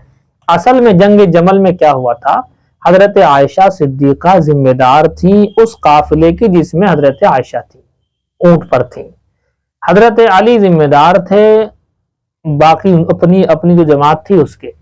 اب آپ سمجھ لیجئے حضرت عائشہ صدیقہ ذمہ دار ہیں ایک جماعت کی، اور اللہ کے حبیب صلی اللہ علیہ وسلم نے فرمایا تھا کہ ہرگز ایسی قوم کامیاب نہیں ہوتی جس نے اپنے معاملہ، اپنی امارت کسی عورت کو دے دی ہو۔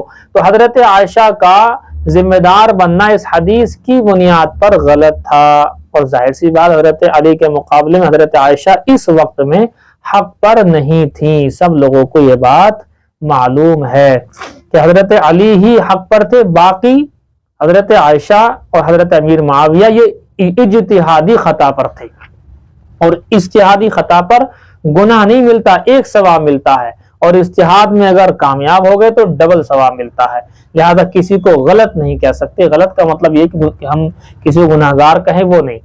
ابو بکر فرماتے جب میں نے دیکھا کہ جنگ جمل کے اندر حضرت عائشہ ہے ذمہ دار، تو میں نے فوراً سمجھ گیا کہ ایک عورت ذمہ دار ہے، لہذا عورت کی ذمہ داری کا معاملہ ٹھیک نہیں ہے۔ تو یہ کہنا ان کا جو ہے مقصد ہے، ان کا یہی ہے حضرت عائشہ کی امارت کے بارے میں۔ دیکھیے،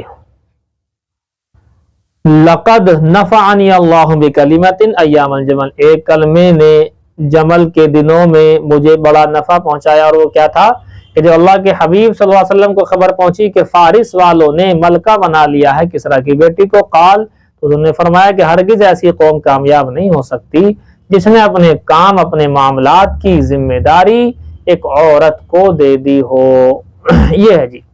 اس کے بعد یہی ہوا کہ حضرت عثمان غنی کا جو واقعہ آپ نے سنا ہے، 18 ذی الحجہ کا مطلب یہ ہے، دیکھو غور کرو، ذی الحجہ کے مہینے میں حج ہوتا ہے، 10 ذی الحجہ عید الاضحیٰ کا دن ہے، 11 12 تک ہوتا ہے حج، 12 کی شام سے پہلے طواف زیارت جو بڑا فرض ہے، ایک تو بڑا فرض وقوف عرفہ، ایک بڑا فرض یہ ہے، تو طواف زیارت کرنا ہی کرنا ہوتا ہے، تو اس کا مطلب یہ کہ 12 کی شام تک کا ٹائم مان کے چلا۔ ایام حج وہ 5 دن جو ہے ان میں سے 12 تاریخ لاسٹ، اگر رک گئے وہیں پر مینا میں تو 13 میں بھی ہمیں کنکری مارنی پڑتی ہے، تو 12 کی شام۔ تو جب حج کا موقع ہے تو صحابہ کہاں ہیں؟ بڑے بڑے صحابہ حضرت عثمان غنی وغیرہ تمام کے تمام لوگ حج کے لیے آئے ہوئے ہیں مکہ۔ ادھر بلوائیوں نے دیکھا کہ صحابہ حج کے لیے گئے ہوئے ہیں، چند صحابہ یہاں باقی وہاں گئے ہوئے ہیں، اس موقع سے فائدہ اٹھایا، حضرت عثمان غنی کو 18 ذی الحجہ کو شہید کر دیا۔ اس وقت سب لوگ واپس آ رہے تھے لیکن واپس آ نہیں پائے تھے، کیونکہ 12 سے جو ہے اگر 13 میں واپس ہوں گے، 14 میں واپس ہوں گے تو ایک دم چھوڑے آ جائیں گے وہاں پر۔ تو بہرحال حضرت عائشہ راستے میں ہیں، راستے میں ان کو خبر لگی کہ حضرت عثمان غنی کو شہید کر دیا گیا، تو وہ مدینہ کی طرف آتے مکہ کی طرف واپس لوٹ گئی، اور وہاں حضرت زبیر، حضرت طلحہ جو مدینہ میں تھے ادھر، یہ لوگ بھی مکہ پہنچ گئے حضرت عائشہ کے پاس۔ اب مشورہ ہوا کہ حضرت عثمان کے قاتلوں سے قصاص لینا چاہیے۔ اب ایک بڑا لشکر حضرت عائشہ نے جو مطلب تیار کیا اور اس کو بصرے کی طرف روانہ کیا، چونکہ ان کا تعلق جو قاتلین تھے ان کا تعلق یا تو عراق سے تھا یا مصر سے تھا، زیادہ تر لوگ یہیں کے تھے۔ حضرت علی کو اس کی اطلاع مل گئی کہ ایسے عراق منتقل ہونے کا فیصلہ کیا ہے حضرت عائشہ نے، اور ایسے ان کا ارادہ ہے۔ تو اب حضرت علی نے اس پر قابو پانے کے لیے حضرت عمار اور حضرت حسن دونوں کو کوفہ روانہ کر دیا کہ آپ جو ہے کوفے جاؤ اور لوگوں کو ہماری مطلب مدد کے لیے آمادہ کرو۔ اب یہی ہوا کہ ادھر سے انہوں نے جا کر کے حضرت حسن حضرت عمار نے ان کو سمجھایا، اور وہ سب لوگ حضرت علی کی طرف ہو گئے، اور دوسرے لوگ حضرت عائشہ کی طرف ہو گئے۔ اب 2 جماعتیں بن گئی مسلمانوں کی۔ حضرت عائشہ کا صرف مطالبہ یہ تھا کہ وہ قصاص لیا جائے، حضرت علی کا کہنا یہ تھا کہ میں قصاص لوں گا بے شک، لیکن تھوڑا سا صبر کر لیا جائے، چونکہ ابھی میرے ساتھ لوگ اس طرح کے ہیں جو افراتفری کے شکار ہیں، اور وہ جو قاتل ہیں وہ خود میری ہی جماعت کے اندر گھس چکے ہیں، تو ایک دم سے اگر کوئی فیصلہ لوں گا تو سارا معاملہ تر بتر ہو جائے گا، پہلے حکومت مضبوط کر لوں، اس کے بعد قصاص ضرور لوں گا۔ تو یہ بات کہی۔ بہرحال دونوں جماعتیں آمنے سامنے آ گئیں، اور چونکہ منافقین خبر پہنچا رہے تھے، ادھر سے حضرت عائشہ کی طرف سے منافقین آتے، یہاں آ کر کہتے کہ حضرت عائشہ تم سے جنگ ہی لڑنا چاہتی ہیں، لڑیں گی ہر حال میں، چاہے قصاص لونا تم سے لڑنے کے لیے آ رہی۔ ادھر سے خبر پہنچاتے کہ ایسا حضرت علی یوں کہہ رہا ہے میں قصاص وصاص لوں گا ہی نہیں بالکل بھی، یہ کہہ رہے ہیں۔ اس طرح سے آپس میں منافقین نے نفرتیں بڑھوائیں، لیکن جب لشکر آمنے سامنے ہوئے، مشورہ ہوا رات میں، اور دونوں طرف سے دلوں کو صاف کر دیا گیا۔ حضرت علی نے کہا کہ جی بالکل جیسا آپ کہیں گے ویسا کروں گا، لیکن تھوڑی حکومت میری مضبوط ہو جائے۔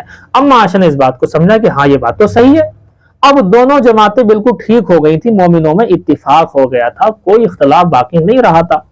اب جیسے ہی ان لوگوں کو خبر لگی، چونکہ وہ لوگ بھی یہیں تھے، حضرت عثمان غنی کو شہید کرنے والے یہیں تھے، ان کے ساتھ لشکروں میں ہی حضرت علی کا جو لشکر تھا اس کے اندر وہ لوگ تھے، انہیں اطلاع مل گئی کہ یہ تو ایک ہو گئے، عائشہ علی تو ایک ہو گئے، مسلمان تو ایک ہو گئے، اب پھنسیں گے ہم، چونکہ جب ایک ہو گئے تو ہم پھنسیں گے۔ انہوں نے یہ کیا کہ صبح سویرے سویرے بالکل رات کے حصے میں حضرت علی کے جو وہ لوگ تھے جو قاتلین عثمان تھے، جو چپکے چپکے حضرت علی کے ساتھ ساتھ تھے، انہوں نے حضرت عائشہ کی جماعت پر حملہ کر دیا صبح صبح بالکل۔ اب حضرت علی کو بھی نہیں پتا، حضرت عائشہ کو بھی نہیں پتا۔ اب جیسے حملہ ہوا تو شہادتیں ہو گئیں۔ حضرت عائشہ کے لوگوں نے کہا جی حضرت علی کے لوگوں نے حملہ کر دیا بلا وجہ کے۔ اب ادھر سے حملہ، حالانکہ حضرت علی کی طرف سے حکم نہیں تھا، لیکن بہرحال حملہ ہو گیا تو ان کا جواب دینا ضروری ہوتا ہے۔ اب ادھر سے حضرت عائشہ کی جو جماعت تھی وہ بھی لڑنے لگی، حضرت علی کے لوگ بھی لڑنے پڑے۔ اب حضرت علی خود حیران ہے کہ بھی ایسا کیسے ہو گیا۔ ادھر خبر مل رہی ہے کہ حضرت عائشہ کے لوگوں نے جو ہے پہل کی ہے، ادھر سے خبر لگ رہی ہے کہ نہیں حضرت علی کے لوگوں نے پہل کی ہے۔ اب پہل کس نے کی کسی کو معلوم ہی نہیں ہو پایا، حتیٰ کہ شہادتیں ہو گئی یہاں پر بہت زیادہ، اور کچھ تو خون ہوا۔ تب تک یہ اطلاع لگ پائی کہ منافقین نے اس جنگ میں حصہ لیا ہے، اور اس طریقے سے انہوں نے، تب تک یہ اطلاع مل پائی تب تک شہادتیں ہو چکی تھی۔ اما عائشہ جو ہے ظاہر سی بات ہے اس جنگ میں وہ ہار گئی تھی، لیکن اما عائشہ کی حفاظت کی گئی، اور اما عائشہ کے اونٹ کے پیروں کو جب کاٹ دیا گیا تو اما عائشہ کا اونٹ نیچے بیٹھ گیا یا گر گیا، اور اما عائشہ کو لے کر کے حضرت علی وہاں سے آگے آ گئے، اور باقاعدہ حضرت علی نے ان کی حفاظت کی اور ان کو بہت ہی حفاظت سے روانہ کر دیا۔ تو یہ ہوا ہے حضرت عائشہ کے ساتھ میں جو ہے، اور ان سارا کھیل منافقین کا تھا۔ یہ منافقین اگر نہ حرکت کرتے تو یہ تو بالکل اتفاق ہو چکا تھا۔ رات میں دونوں گروپ نے کہا جی بات تو صحیح ہے، آپ کہہ رہے ہیں قصاص لوں گا اور ہم بھی کہہ رہے ہیں قصاص لو، یہ بات صحیح ہے کہ حکومت تھوڑی مضبوط ہو جائے، افراتفری کے شکار ہیں، اس میں تو کوئی دقت والی بات نہیں ہے۔ لیکن بہرحال منافقین اور وہ جو تھے بلوائی جو حضرت علی کے ساتھ تھے، وہ دیکھا کہ یہ دونوں ایک ہو گئے، اب تو ہماری جان جائے گی، وہ انہوں نے اس طرح سے حرکت کی، اور پھر مومنوں کے درمیان میں اختلاف ہوا اور جنگ ہو گئی۔ دیکھیے اسی کی طرف اشارہ ہے۔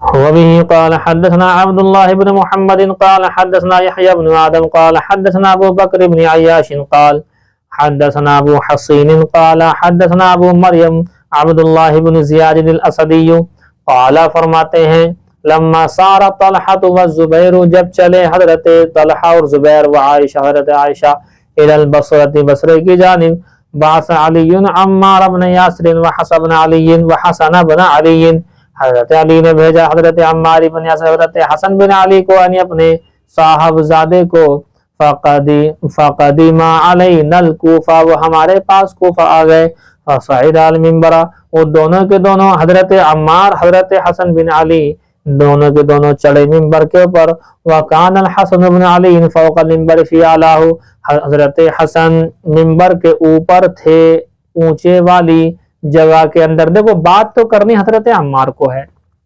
لیکن حضرت عمار نے ادباً حضرت حسن بن علی حضرت حسن کو نواسے رسول کو اوپر والی جو سیڑھی ہے نا وہاں پر رکھا، اور خود ایک سیڑھی نیچے کھڑے ہو کر کے بات کی۔ وقام عمار، حضرت عمار بن یاسر کھڑے ہوئے اسفل من الحسن، حضرت حسن سے نیچے والی سیڑھی پر، فاجتمعنا الیہ، پس ہم سب کے سب ان کی طرف جمع ہو گئے، اکٹھا ہو گئے۔ فسمعت عمارا یقول، ہم نے سنا حضرت عمار کے بارے میں یہ کہتے ہوئے، ان عائشہ قد سارت الی البصرۃ، بے شک حضرت عائشہ چل پڑی ہیں بصرہ کی جانب، واللہ انہا لزوجۃ نبیکم صلی اللہ علیہ وسلم فی الدنیا والآخرہ، اور یاد رکھو کہ قسم خدا کی بے شک حضرت عائشہ کوئی معمولی نہیں، حضرت عائشہ تو دنیا اور آخرت میں اللہ کے حبیب تمہارے نبی صلی اللہ علیہ وسلم کی زوجہ محترمہ ہیں، اس بات کو یاد رکھنا۔ وَلَكِنَّ اللَّهَ ابْتَلَاكُمْ، لیکن اللہ رب العزت نے تمہیں آزمائش میں گرفتار کر دیا ہے، لِيُعْلَمَ إِيَّاهُ، تاکہ یہ بات معلوم ہو جائے، تُطِيعُونَ أَمْ کہ تم ان کی اطاعت کرتے، حضرت علی کی اطاعت کرتے ہو یا حضرت عائشہ کی۔ اللہ تم سے امتحان لینا چاہ رہا ہے، کیونکہ حق پر تو حضرت علی ہیں، مگر حضرت عائشہ کو اور حضرت علی کے بیچ والے لوگ جو منافقین تھے، اختلاف کرانے کا سارا ذمہ انہی کے ذمہ ہے۔ وبه قال حدثنا ابو نعيم عن ابن ابي غنية عن الحكم عن ابي وائل قام عمار على منبر الكوفہ. حضرت ابو وائل فرماتے ہیں حضرت عمار منبر کوفہ پر کھڑے ہو کر فذکر عائشہ وذکر مسیرہا، اور حضرت عائشہ کا تذکرہ کیا اور ان کے چلنے کا بھی تذکرہ کر دیا. وقال، ساتھ میں یوں فرمایا، انہا زوجۃ نبیکم صلی اللہ علیہ وسلم فی الدنیا والآخرہ، کہ یاد رکھو حضرت عائشہ کوئی معمولی ہستی نہیں ہے، دنیا اور آخرت میں اللہ کے حبیب صلی اللہ علیہ وسلم کی زوجہ محترمہ ہے. ولکنہا مما ابتلیتم، لیکن یہ معاملہ ہے کہ وہ ان کے ذریعے سے تمہیں آزمایا گیا ہے، آزمائش میں ڈال دیا گیا ہے کہ تم حضرت عائشہ کو دیکھو گے، حضرت علی کو دیکھو گے یا حق کو دیکھو گے، لہذا حق کو دیکھنا ہے. بہرحال یہ اجتہادی خطا ہوئی ہے، اور دوسرا یہ کہ منافقین کی وجہ سے یہ سارا کھیل ہوا ہے، ورنہ تو کوئی کسی کے خلاف اس طرح سے نہیں ہو سکتا تھا. دیکھیے وبه قال حدثنا بدل بن المحبر قال حدثنا شعبة قال اخبرني عمرو قال سمعت ابا وائل یقول، فرماتے ہیں ابو وائل کو انہوں نے یوں کہتے ہوئے سنا، دخل ابو موسیٰ و ابو مسعود علی عمار، حضرت ابو موسیٰ اور ابو مسعود یہ دونوں کے دونوں حضرت عمار کے پاس آئے، حیث بعثہ علی الی اہل الکوفہ، جس وقت کہ حضرت علی نے ان کو اہل کوفہ کے پاس بھیجا تھا، یستنفرہم، کہ وہ جہاد کے لیے ان کے ساتھ میں نکلیں. فقال، ان دونوں نے کہا، ما رأیناک اتیت امرا اکرہ عندنا من اسرائیک فی ھذا الامر منذ اسلمت، یہ کہتے ہیں کہ ہم نے نہیں دیکھا کہ کوئی معاملہ آپ نے ایسا کیا ہو جو زیادہ ناپسندیدہ ہو ہمارے نزدیک جلدی کرنے کے لحاظ سے اس معاملے میں جب سے تم نے اسلام قبول کیا. کیا مطلب؟ کہنے چاہ رہا بھی آپ نے اسلام قبول کیا، ہم نے کوئی ایسی بات بری تمہارے اندر نہیں دیکھی سوائے اس بات کے کہ تم نے اس معاملے میں جلدی کر رہے ہو.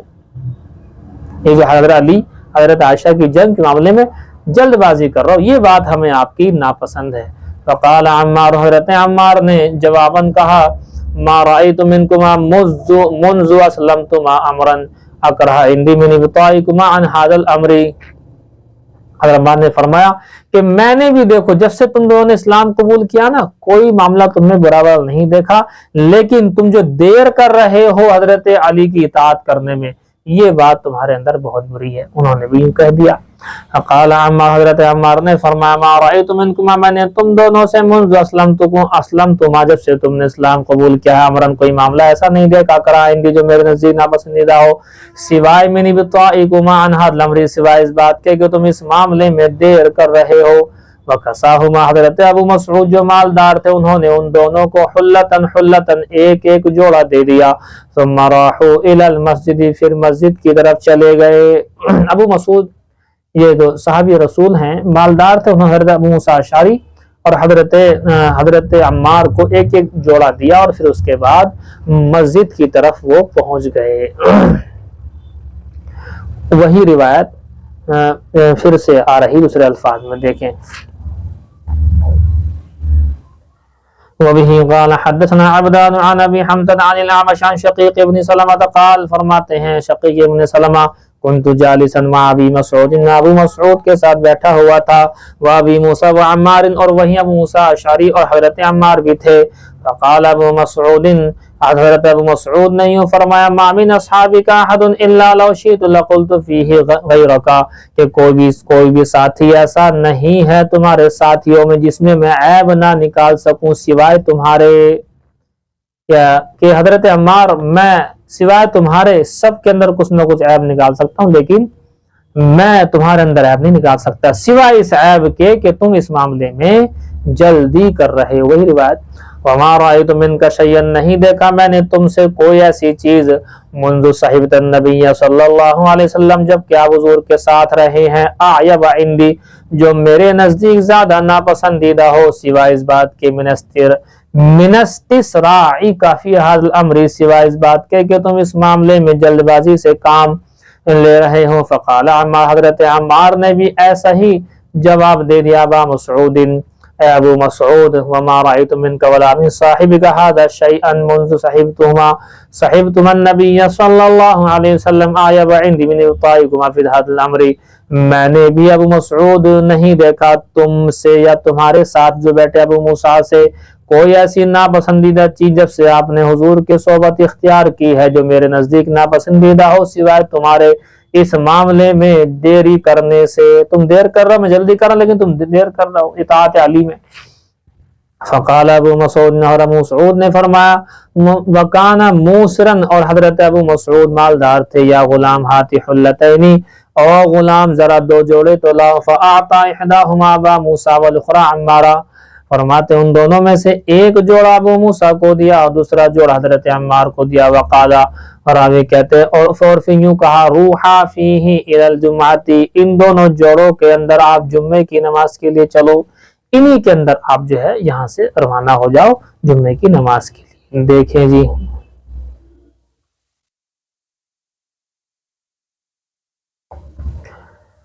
دیکھو جی 5-10 منٹ تو تھوڑی دیر دیکھ لو اسے، انشاءاللہ پھر پڑھائیں گے اگلی کتاب۔ بس بخاری شریف کتاب المغازی احد کا بیان چل رہا ہے، دیکھیں حدیث نمبر 4081۔ وبه قال حدثني محمد بن العلاء قال حدثنا ابو اسامة عن بريد بن عبد الله بن ابي بردة عن جده ابي بردة عن ابي موسى عن النبي صلى الله عليه وسلم قال رأيت في رؤياي أني هززت سيفا فانقطع صدره فإذا هو ما أصيب من المؤمنين يوم أحد ثم هززته أخرى فعاد أحسن ما كان فإذا هو ما جاء الله به من الفتح واجتماع المؤمنين ورأيت فيها بقرا والله خير فإذا هم المؤمنون يوم أحد۔ دیکھیے غزوہ احد سے پہلے اللہ کے حبیب صلی اللہ علیہ وسلم نے ایک خواب دیکھا تھا۔ اصل تو اس خواب کے اندر سے ہی ایک ایسا منظر خواب میں دکھایا گیا کہ جس سے غزوہ احد کا پس منظر اللہ کے حبیب صلی اللہ علیہ وسلم کے سامنے آ گیا تھا، اور اس کی تعبیر بھی یہی تھی جو غزوہ احد میں ہوا۔ وہ کیا تھا خواب کہ حضور نے ارشاد فرمایا کہ میں نے خواب کے اندر تلوار کو ہلایا، تلوار ہلائی تو اس کا شروع کا جو آگے کا حصہ ہے صدر شمشیر، اگلا حصہ ٹوٹ گیا۔ پھر تو کہتے ہیں پھر دوبارہ تلوار ہلائی تو پہلے سے زیادہ اچھا ہو گیا۔ پھر دیکھا کہ گائے ذبح کی جا رہی ہیں، یہ 3 چیزیں دیکھی، اور تینوں حالات غزوہ احد میں مومنین کو پیش آئے ہیں، وہ آپ دیکھیں کس طریقے سے۔ پہلی بار تلوار کو ہلایا، اگلا حصہ ٹوٹ گیا، تو یہ وہ تھا جو اچانک حادثہ پیش آیا تھا۔ جنگ بدر میں جو مسلمان اس حادثے سے 2-4 ہو گئے تھے، اور وہ 50 لوگ میں 40 لوگ وہاں سے ہٹ گئے تھے، 10 لوگ رہ گئے تھے، اور حضرت خالد بن ولید جو ایمان لے لائے اس وقت تک، انہوں نے حملہ بولا اور اس کے بعد مسلمانوں پر قہر ٹوٹ پڑا۔ 70 صحابہ، ایک یہودی بھی ہے اس میں، اس کو آپ چھوڑ دیجئے، 69 صحابہ کی شہادت ہوئی۔ تو اس طریقے سے وہ جو پہلی بار تلوار کا ہلانا اور اس کا ٹوٹ جانا اگلا حصہ، اس کا مطلب یہ تھا کہ مسلمانوں کو اس طرح سے پریشانی آئے گی، اور وہ ہوا۔ دوسرا یہ تھا کہ دوبارہ حضور نے تلوار کو ہلایا تو اس کے بعد وہ تلوار پہلے سے زیادہ اچھی ہو گئی۔ وہ یہ تھا کہ جب اللہ کے حبیب صلی اللہ علیہ وسلم نے مسلمانوں کو پکارا تو مسلمین وہاں سے واپس ہوئے اور دوبارہ سے جنگ لڑنے لگے، تو کفار و مشرکین بھاگ کھڑے ہوئے، یعنی ہارنے کے بعد جیت، تو مسلمان جیت گئے اس جنگ کو اور کافر لوگ بھاگ گئے۔ 2 باتیں۔ تیسرا یہ تھا کہ گایوں کو ذبح ہوتے ہوئے دکھایا گیا۔ اس سے مراد یہ تھا کہ اللہ کے حبیب صلی اللہ علیہ وسلم کے صحابہ کرام کی شہادتیں ہوں گی۔ وہ 69 صحابہ کی شہادت بالاتفاق جو ہوئی ہے وہ اس کا پس منظر تھا۔ تو تینوں چیزیں اللہ کے حبیب صلی اللہ علیہ وسلم کو خواب میں دکھلا دی گئی تھی کہ پہلے نقصان ہو جائے گا، پھر دوبارہ سے مطلب فتح ہوگی، فتح کے میں جو ہے، اور اس میں نقصان مسلمانوں کا کیا ہوگا، 69 صحابہ کی شہادت ہوگی. ساری کی ساری باتیں اس خواب کے اندر ہیں. دیکھیے فرماتے ہیں حضرت ابو موسیٰ اشعری سے روایت ہے، قال انہوں نے یوں فرمایا کہ حضور نے ارشاد فرمایا، رائد فی رؤیایا کہ میں نے خواب میں دیکھا، انی حززت سیفا فانقطع صدرہ کہ میں نے تلوار کو ہلایا تو اس کا اگلا حصہ ٹوٹ گیا. فَإِذَا ہوا تو اس کی تعبیر یہ تھی، ہوا ما اصیب من المؤمنین یوم احد کہ جو مصیبت پہنچی مومنین کو غزوہ احد کے دن، یہ مراد تھی. ثم حززته اخرى میں نے دوبارہ سے اس کو ہلایا، فعاد احسن ما کان تو وہ ایسی ہو گئی جیسی پہلے تھی اس سے زیادہ بہتر ہو گئی. فَإِذَا هُوَ مَا جَاءَ اللَّهُ بِهِ مِنَ الْفَتْحِ وَاجْتِمَاعِ الْمُؤْمِنِينَ تو یہ دوبارہ صحیح ہونے کا مطلب یہ تھا کہ دوبارہ مسلمانوں کو اللہ نے فتح دی اور مومنین اکٹھا ہو گئے. دو باتیں. وَرَأَيْتُ فِيهَا بَقَرًا اور دیکھا میں نے اس میں گایوں کو، اور دوسری کتابوں میں ہے کہ تنحر یعنی ذبح کی جا رہی تھی. تنحر کا لفظ بھی ہے بعض روایتوں میں.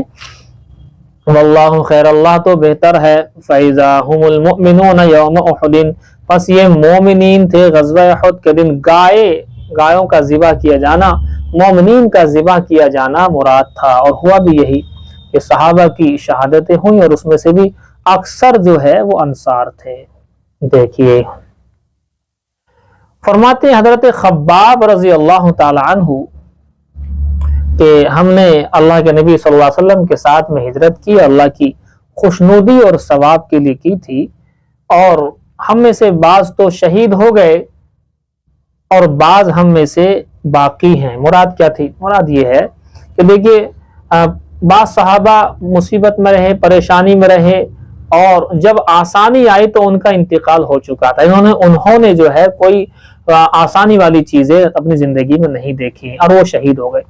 ہم ان میں سے ہیں کہ جنہوں نے پریشانی بھی دیکھی، اس کے بعد میں آسانی بھی دیکھی. ہم ان لوگوں میں سے ہیں، اور جنہوں نے صرف پریشانیاں دیکھی ہیں انہی میں سے حضرت مصعب ابن عمیر رضی اللہ تعالیٰ عنہ بھی ہیں. ان کا پورا واقعہ تفصیلاً آپ سے بیان کر چکا ہوں. مصعب بن عمیر بڑے باپ کے بیٹے تھے، بڑے بہترین خوشبودار رہا کرتے تھے، کپڑے بڑے زبردست رہا کرتے تھے.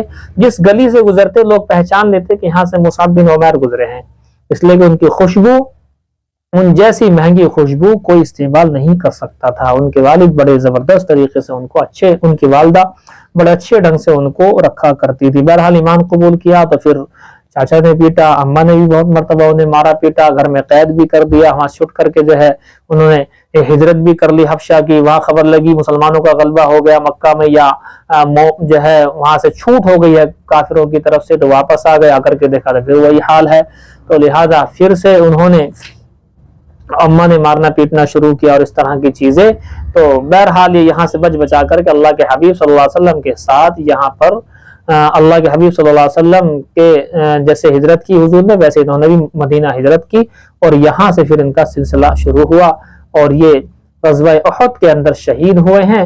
تو غزوہ احد میں حال یہ تھا کہ اتنے مہنگے کپڑے پہننے والا شخص جب انتقال ہوئے تو ایک چادر تھی، چادر اتنی چھوٹی تھی، سر ڈھانکے تو پیر کھلے، پیر ڈھانکے تو سر کھلے. حضور نے فرمایا سر کو ڈھانپ دو اور جو ہے پیروں پر اذخر نامی گھاس کو ڈال دو.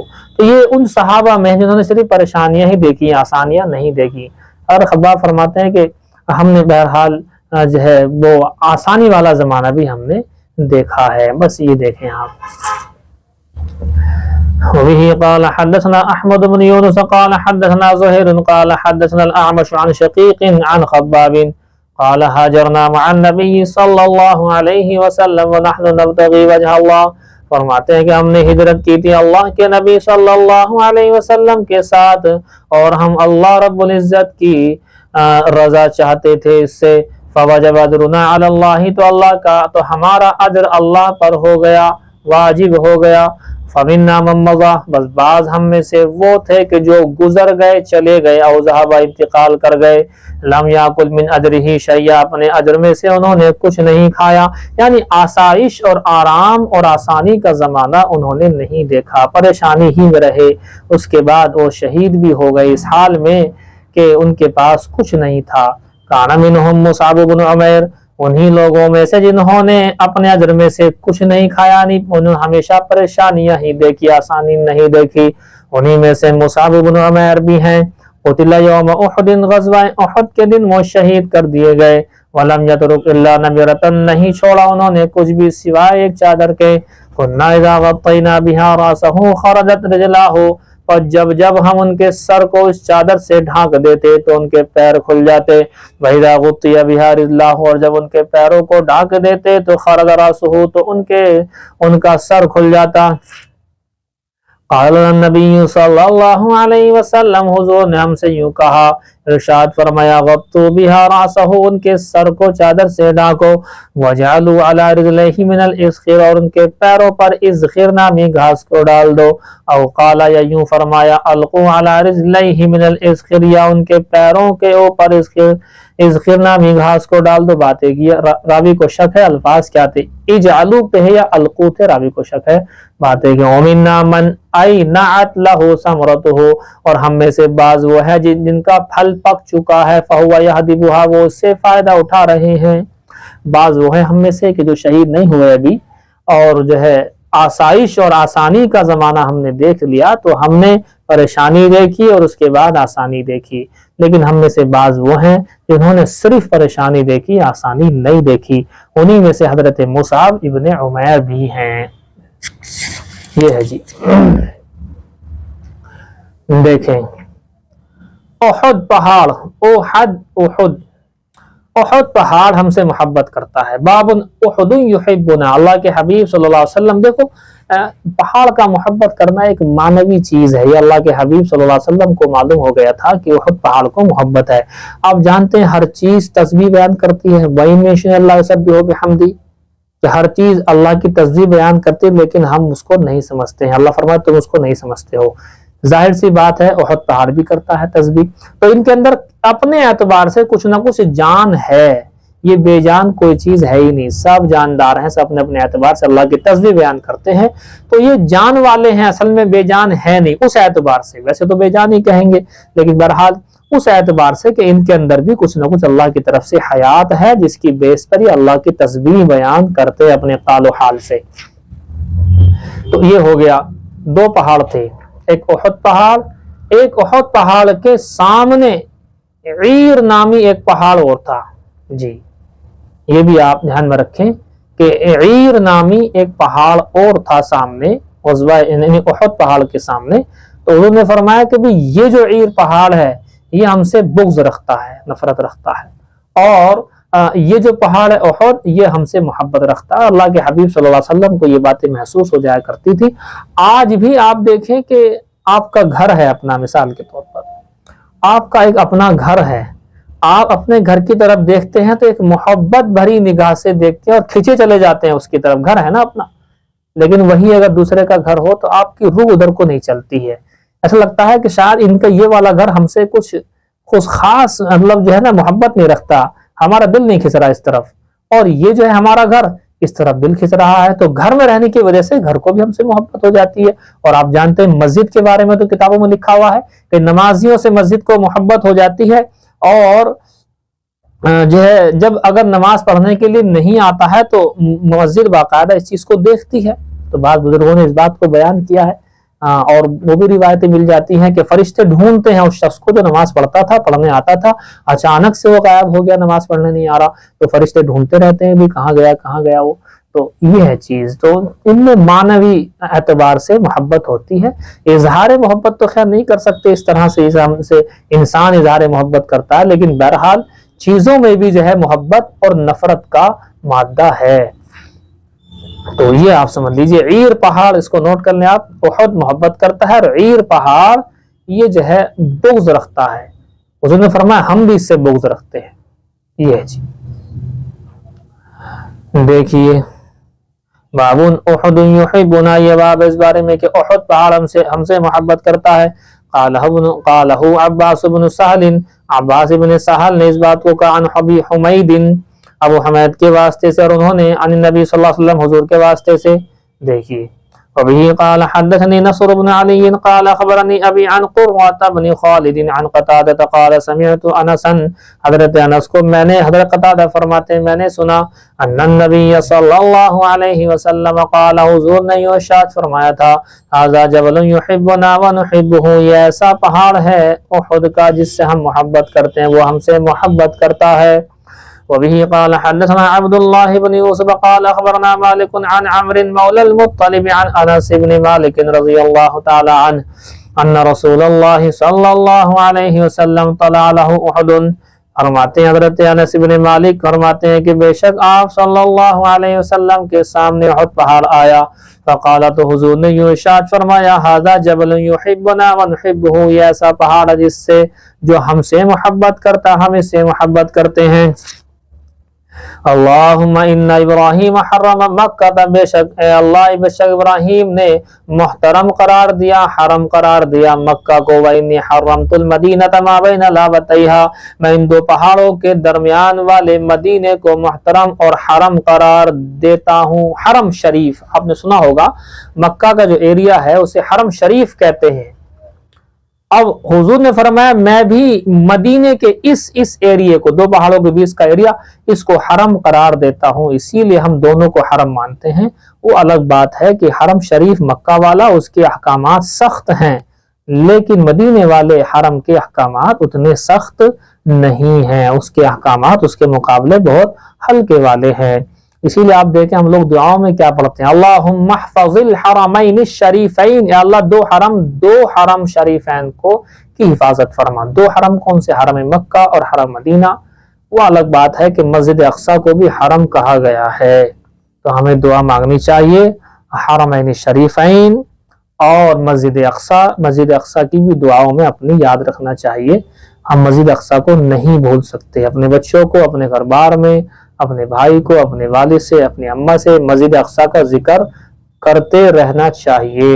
جہاں یہ اختلاف ہو رہا ہے نا، یہودی مسجد اقصی پر قابض ہونا چاہتے، فلسطینی مسلمان جو ہے اس کو اپنی ہی زمین ہے، ان کی اپنا ہی سب کچھ ہے۔ یہودی تو یہاں تھے ہی نہیں نا، یہودی یہاں پر نہیں تھے، یہودیوں کو بسایا تھا خود فلسطینیوں نے۔ یہ تو بڑے پریشان حالت میں ان کے پاس آئے تھے، اب انہوں نے انگلی پکڑائی تھی فلسطینیوں نے، چلنا سکھایا تھا فلسطینیوں نے، کھانا سکھایا تھا فلسطینیوں نے، انہوں نے انگلی سے آگے بڑھتے بڑھتے ہاتھ پکڑ کے اب سیدھے گردن پکڑ کر کے کھڑے ہوئے ہیں اور مار رہے ہیں۔ نعوذ باللہ، ان سے بدترین قوم کوئی نہ آئی ہے اور نہ آ سکتی ہے۔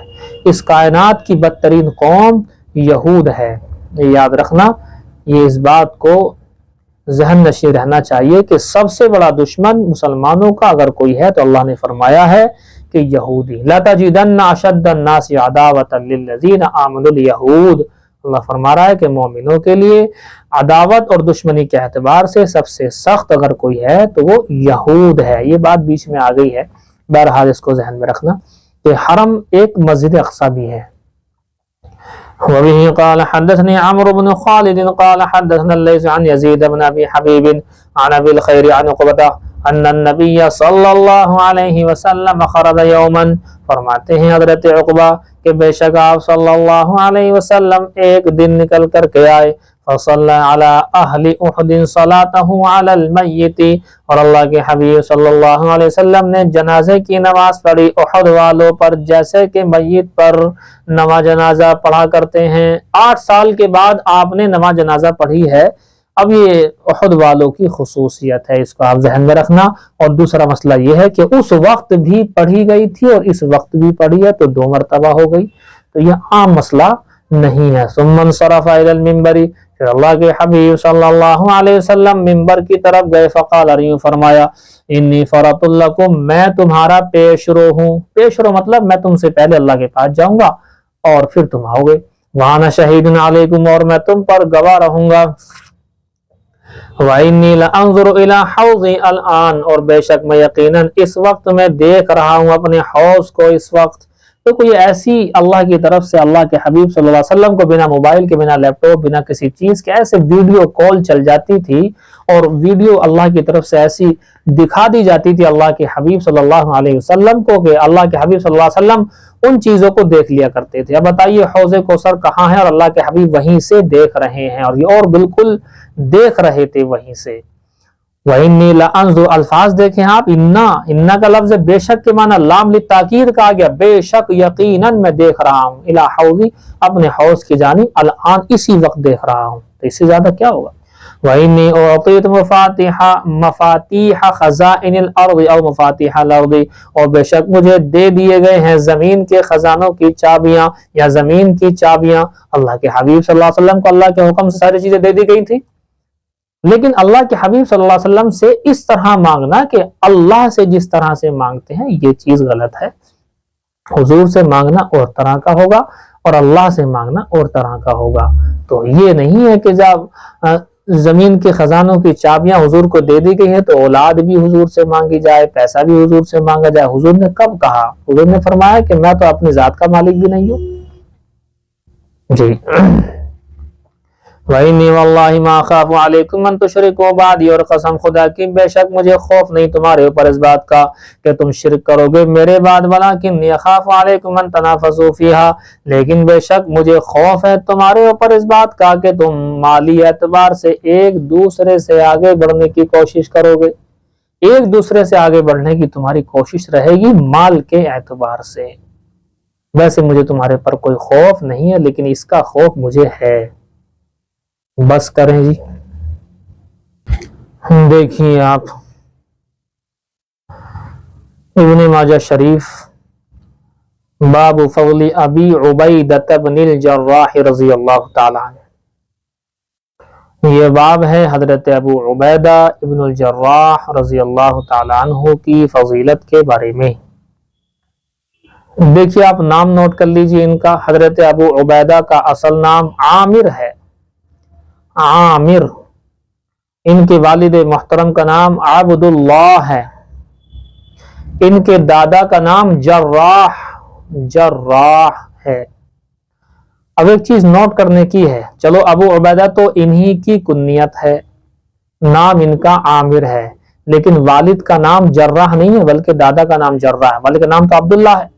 تو ابو عبیدہ ابن عبداللہ ابن الجراح، صحیح تو یہ ہونا چاہیے، ابو عبیدہ ابن عبداللہ ابن جراح یہ ہونا چاہیے، لیکن آپ دیکھیں ہمیشہ ابو عبیدہ ابن الجراح ہی کہا جاتا ہے، ابو عبیدہ ابن عبداللہ نہیں کہتے۔ وجہ اس کی یہ ہے کہ ان کا ابو عبیدہ ابن الجراح جو کہا جاتا ہے باپ کی طرف منسوب نہ ہو کر کے ان کی نسبت دادا کی طرف کی جاتی ہے، دادا کی طرف نسبت کی جاتی ہے۔ بہت سی وجوہات ہیں، چونکہ عبداللہ جو ان کے والد صاحب تھے ابو عبیدہ کے، تو والد صاحب چونکہ مسلمانوں کے خلاف رہا کرتے تھے، غزوہ بدر کے اندر مسلمانوں کے خلاف کافروں کے ساتھ تھے، لڑ بھی رہے تھے، مسلمانوں کو مار بھی رہے تھے، حضرت ابو عبیدہ کے سامنے بار بار آ رہے تھے، جب بار بار آ رہے ہیں ابو عبیدہ ان کو چھوڑ رہے ہیں ابا سمجھ کر کے، لیکن ابا ہیں کہ بالکل دیکھ ہی نہیں رہے ہیں۔ اینڈ یہ کہ حضرت ابو عبیدہ نے جب دیکھا کہ میرا ابا میرے سامنے بار بار آ رہے ہیں اور مجھے بلاک کرنا چاہ رہے ہیں، لڑنے سے بلاک کرنا چاہ رہے ہیں، تو خود ابو عبیدہ ابن الجراح نے اپنے والد کی گردن اڑا دی۔ کافر تھے نا، تو یہ ایسی جنگ ہوئی ہے غزوہ بدر کہ اس میں بیٹے نے باپ کی گردن اڑائی ہے۔ کوشش تو کر رہے تھے بچنے کی، لیکن بار بار آ رہے ہیں سامنے، بار بار بلاک کیے جا رہے ہیں۔ حضرت ابو عبیدہ لڑنا چاہ رہے ہیں، جانا چاہ رہے ہیں، مارنا چاہ رہے ہیں، لیکن جو ہے بیچ میں آ کر کے حضرت ابو عبیدہ کو بلاک کر رہے ہیں۔ تو حضرت ابو عبیدہ نے تلوار سے اپنے والد عبداللہ کی گردن اڑا دی، لہذا عبداللہ کا نام ہی ان کے نام سے نہیں جوڑا جاتا، ابو عبیدہ ابن الجراح، جراح دادا ہیں، دادا کی طرف ان کی نسبت کی جاتی ہے۔ اصل نام عامر ابن عبداللہ، عامر ان کا نام ہے ابو عبیدہ کا، عبداللہ ان کے ابا کا نام ہے۔ تو یہ آپ ذہن میں رکھیں کہ اپنے والد کی گردن اڑائی تھی غزوہ بدر کے اندر۔ جی نام نوٹ کیا آپ نے، ابو عبیدہ کا اصل نام عامر، باپ کا نام عبداللہ، دادا کا نام جراح، دادا کی طرف نسبت کی جاتی ہے ابو عبیدہ بن جراح۔ جی اور یہ قریشی بھی ہیں۔ دیکھیں اسلام قبول کیا شروع میں حضرت عثمان ابن مظعون کے ساتھ میں دائرہ اسلام کے اندر ہی آئے تھے، حضرت ابوبکر صدیق کی دعوت سے۔ انہوں نے حبشہ کی طرف ہجرت بھی کی اور پھر دوسری ہجرت آپ کے مدینہ کی طرف بھی کی ہے، تمام غزوات میں اللہ کے حبیب صلی اللہ علیہ وسلم کے ساتھ بھی رہے ہیں، اور غزوہ احد کے اندر تو انہوں نے بڑے بڑے کارنامے انجام دیے ہیں۔ حضرت ابو عبیدہ غزوہ احد کے اندر باقاعدہ ایسے ثابت قدم رہے، جب وہ بھاگ گئے تھے بہت سارے صحابہ تو یہ وہاں پر موجود تھے۔ اللہ کے حبیب صلی اللہ علیہ وسلم کو زخم لگے، آپ کو میں نے اس کی ترتیب بھی بیان کی تھی کہ اللہ کے حبیب صلی اللہ علیہ وسلم کو ایک شخص نے جو ہے پتھر مار دیا تھا، عتبہ بن سعد بن وقاص، تو یہ بتایا تھا میں نے، حضرت سعد کا بھائی تھا یہ عتبہ، اس نے حضور کو پتھر مارا، دندان مبارک آپ کا، دندانے کا لفظ نہیں، دانت مبارک، چونکہ ایک جو رباعی دانت اسے کہتے ہیں، 4 دانت سامنے کے کہلاتے ہیں سنایا ساسے، اور یہ 4 ہوتے ہیں، ان کے برابر میں 1 2 3 4 چاروں برابر میں دانت ہے نیچے اوپر، تو ادھر دائیں طرف کا نیچے والا رباعی دانت کا ٹکڑا آپ صلی اللہ علیہ وسلم کا ٹوٹ گیا تھا، اسے کہتے ہیں دانت مبارک کی شہادت۔ تو ایک حملہ تو عتبہ نے کیا، پھر عبداللہ بن شہاب زہری کے نام سے ایک شخص تھا، اس نے بھی حضور کی جو پیشانی پر حملہ کیا، زخمی ہو گئی۔ پھر عبداللہ ابن قمیعہ یہ بدبخت آیا اور اس نے آ کر کے حضور پر 2 وار کیے، پہلا وار حضور کے کاندھے پر کیا تو چونکہ 2 زرہ تھیں تو اندر تک زخم نہیں لگا، وہ زرہ کے اوپر لگا، مگر چونکہ زرہ پر چوٹ لگی تو اندر جسم پر چوٹ لگی، جس سے آپ صلی اللہ علیہ وسلم 1 مہینہ تکلیف میں رہے۔ اس نے دوسرا وار کیا تو پھر جو اوپر سے خود اوڑی ہوئی تھی آپ نے، جو لوہے کی ٹوپی ہوتی ہے، تو یہاں جو ہے آنکھ کے نیچے والے حصے پر وار کیا تو وہ جو ٹوپی تھی اس کی 2 کڑیاں اندر جو ہے گھس گئی تھی، تو اللہ کے حبیب صلی اللہ علیہ وسلم کا چہرہ مبارک زخمی ہو گیا تھا۔ تو اس وقت اس نے جو ہے عبداللہ ابن قمیعہ اس کی ماں کا نام تھا، اور قمیعہ کے معنی آتے ہیں توڑنے والی، اس نے اپنے آپ کو اس طرح سے کہا کہ میں توڑنے والی کا بیٹا ہوں، تمہیں توڑ رہا ہوں میں۔ حضور نے فرمایا تو کیا مجھے توڑے گا، اللہ تجھے توڑے۔ پھر ہوا بھی یہی کہ جب بکریاں وغیرہ یہ چرانے کے لیے گیا، پہاڑ پر چڑھا تو پہاڑ ہی پر جو ہے باقاعدہ اس کے ساتھ میں اس کی بکریوں نے اس کو ادھیڑ کر پھینک دیا، ایک بکری ایسی پاگل ہوئی اور باقاعدہ اس کو مارا ماری کی، اور اس قدر مارا کہ اس کے ٹکڑے ٹکڑے کر کے پھینک دیے۔ وہ جو کہہ رہا نا کہ توڑنے والی کا بیٹا ہوں، تو توڑ دیا اللہ رب العزت نے اسے۔ تو اس طرح سے ابو عبیدہ ابن الجراح یہی موجود تھے، اللہ کے حبیب صلی اللہ علیہ وسلم کی جو خود کی 2 کڑیاں جو گھس گئی تھیں چہرے مبارک کے اندر، حضرت ابوبکر صدیق آگے بڑھے کہ میں اس کو نکال دیتا ہوں، لیکن ایک دم ابو عبیدہ چھلانگ لگا کر کے سب سے آگے آ گئے کہ ابوبکر یہ خدمت مجھے انجام دینے دو۔ بہرحال وہ اپنے دانتوں سے اس طریقے سے پکڑ کر ابو عبیدہ نے اسے کھینچا تو ایک کڑی باہر آئی تو ابو عبیدہ پیچھے گر گئے، ایک دانت ان کا ٹوٹ گیا، شہید ہو گیا ان کا بھی۔ دوبارہ دوسری کڑی کو کھینچا تو پھر سے ان کا ایک دانت جو ہے شہید ہو گیا۔ تو ابو عبیدہ نے اس طریقے سے اپنا جو ہے جوہر دکھایا، اللہ کے حبیب صلی اللہ علیہ وسلم کی جو کڑیاں وہاں پھنس گئی تھیں ان کو کھینچ کر کے آپ نے نکالا، حالانکہ اس میں خود ان کے دانت بھی شہید ہوئے ہیں۔ دندان مبارک بھی کہیے، آپ صحابہ کے بھی دندان مبارک ہی کہیے، بڑی ہستی ہیں لوگ، تو آپ صلی اللہ علیہ وسلم کا جو ہے ایک دانت مبارک بھی شہید ہوا تھا، ان کے دندان مبارک شہید ہو گئے کئی سارے، یا سامنے کے 2۔ تو اس طریقے سے بہرحال حضور نے ان کے بارے میں فرمایا کہ اس امت کا امین، دیکھو پوری امت کا ایک امین، کمال کی بات ہے، ساری امت میں ان سے بڑا امانت دار کوئی ہے ہی نہیں۔ تو یہ کہتے ہیں کہ امانت داری کی صفت ان کے اندر بہت زیادہ تھی، تو اسی کو کہا گیا امین هذه الامہ، اس امت کے امین ابو عبیدہ ابن الجراح۔ اسی لیے بہت سی جگہ سے قافلے آیا کرتے تھے کہ جی ہمیں آپ فیصلوں کے لیے ایسا امانت دار آدمی بھیجو، حضور نے فرمایا میں تمہیں ایسا امانت دار آدمی دوں گا کہ ان سے بڑا کوئی امانت دار نہیں، مفہوم ہے حدیث کا، تو میں ایسا امانت دار دوں گا۔ حضرت عمر بھی سوچ رہے تھے کہ آج میں آگے کر لوں، یہ شرف مجھے حاصل ہو جائے، اور صحابہ بھی کر رہے تھے کہ مجھے حاصل ہو جائے، لیکن حضور نے ابو عبیدہ کو دیا کہ یہ میری اس امت کے امین ہیں۔ تو اتنا بڑا مقام ان کو اللہ رب العزت نے دیا۔ بہرحال بہت ساری جنگوں میں رہے اور اللہ نے اس کو بہت بڑا مقام بھی دیا۔ آخر یہ کہ 18 ہجری کے اندر ایک طاعون کے مرض میں مبتلا ہو گئے تھے، اسواس نامی ایک جگہ میں، اردن میں جگہ ہے، اور وہیں پر جو ہے ان کا دفن بھی ہوئے ہیں وہاں پر حضرت ابو عبیدہ۔ تو اس وقت 58 سال کی عمر تھی ان کی. حضرت معاذ بن جبل نے جنازے کی نماز ان کی پڑھائی تھی. تو یہ آپ جو ہے ذہن میں رکھیں. ماں کا نام نہیں لکھا آپ نے ان کا. ابو عبیدہ کی ماں کا نام لکھے ہیں امیمہ بنت غنم. تو یہ ان کی امی جان کا نام ہے. یہ بھی آپ ذہن میں رکھیں. امی جان نے اسلام قبول کر لیا تھا اور یہ صحابیات میں شامل ہو گئی تھی. اور ابا کا حال عبداللہ کا میں بیان کر چکا ہوں آپ سے کہ انہوں نے ایمان قبول نہیں کیا. دشمن اسلام کے ساتھ ساتھ آئے اور بدر کے اندر اور اپنے ہی بیٹے کے ہاتھوں وہ قتل ہوئے، چونکہ بار بار اپنے بیٹے ابو عبیدہ کو بلاک کر رہے تھے، لڑنے نہیں دے رہے تھے، چاروں طرف سے کھینچن تانی. لہذا اپنے ہی ابا کی گردن اڑا کر کے انہوں نے اس بات کو ثابت کیا کہ اللہ اس کا رسول سب سے بڑا ہے، نہ باپ کی حیثیت ہے نہ بیٹے کی حیثیت ہے. بہرحال بہت ساری باتیں ان کے متعلق آپ کو میں نے بیان کر دی ہیں. حضرت عمر کے ہمسن ہیں یہ. حضرت عمر کی عمر اور حضرت ابو عبیدہ کی عمر تقریباً سیم ہے، اور کچھ آپس میں کھٹ پٹ بھی رہتی تھی ان کی. کھٹ پٹ ویسے نہیں، پیاری، مطلب یہ ہے کہ رائے مشورے میں جو ہے رائے کا اختلاف رہا کرتا تھا، اور تو اس میں کوئی دقت والی بات نہیں ہے. ایک دوسرے سے رائے کا اختلاف ہو سکتا ہے. تقریباً 28 سال کی عمر میں انہوں نے اسلام قبول کیا ہے. تو یہ ہے جی. دیکھیں اب آپ، یہ ان کی وضاحت موٹی موٹی آپ کے سامنے میں نے پیش کر دی ہے. تمام جنگوں میں، بہت سارے جنگوں میں جو ہے شریک رہے ہیں، اور اس کے بعد میں اللہ نے ان کو جو اسواس جو جگہ ہے اردن کے اندر، وہاں اللہ نے ان کو شہادت دی. یہ بھی شہادت ہی ہوا کرتی ہے. اگر کوئی تعاون میں انتقال کر جاتا ہے تو وہ بھی ایک شہادت ہی کا مقام ہے. تو یہ ہے جی. بہرحال دیکھیں روایت. وبه قال حدثنا علي بن محمد قال حدثنا وكيع عن سفيان وقال حدثنا محمد بن بشار قال حدثنا محمد بن جعفر قال حدثنا شعبة جميعا عن أبي إسحاق عن صلة بن زفر عن حذيفة أن رسول الله صلى الله عليه وسلم قال.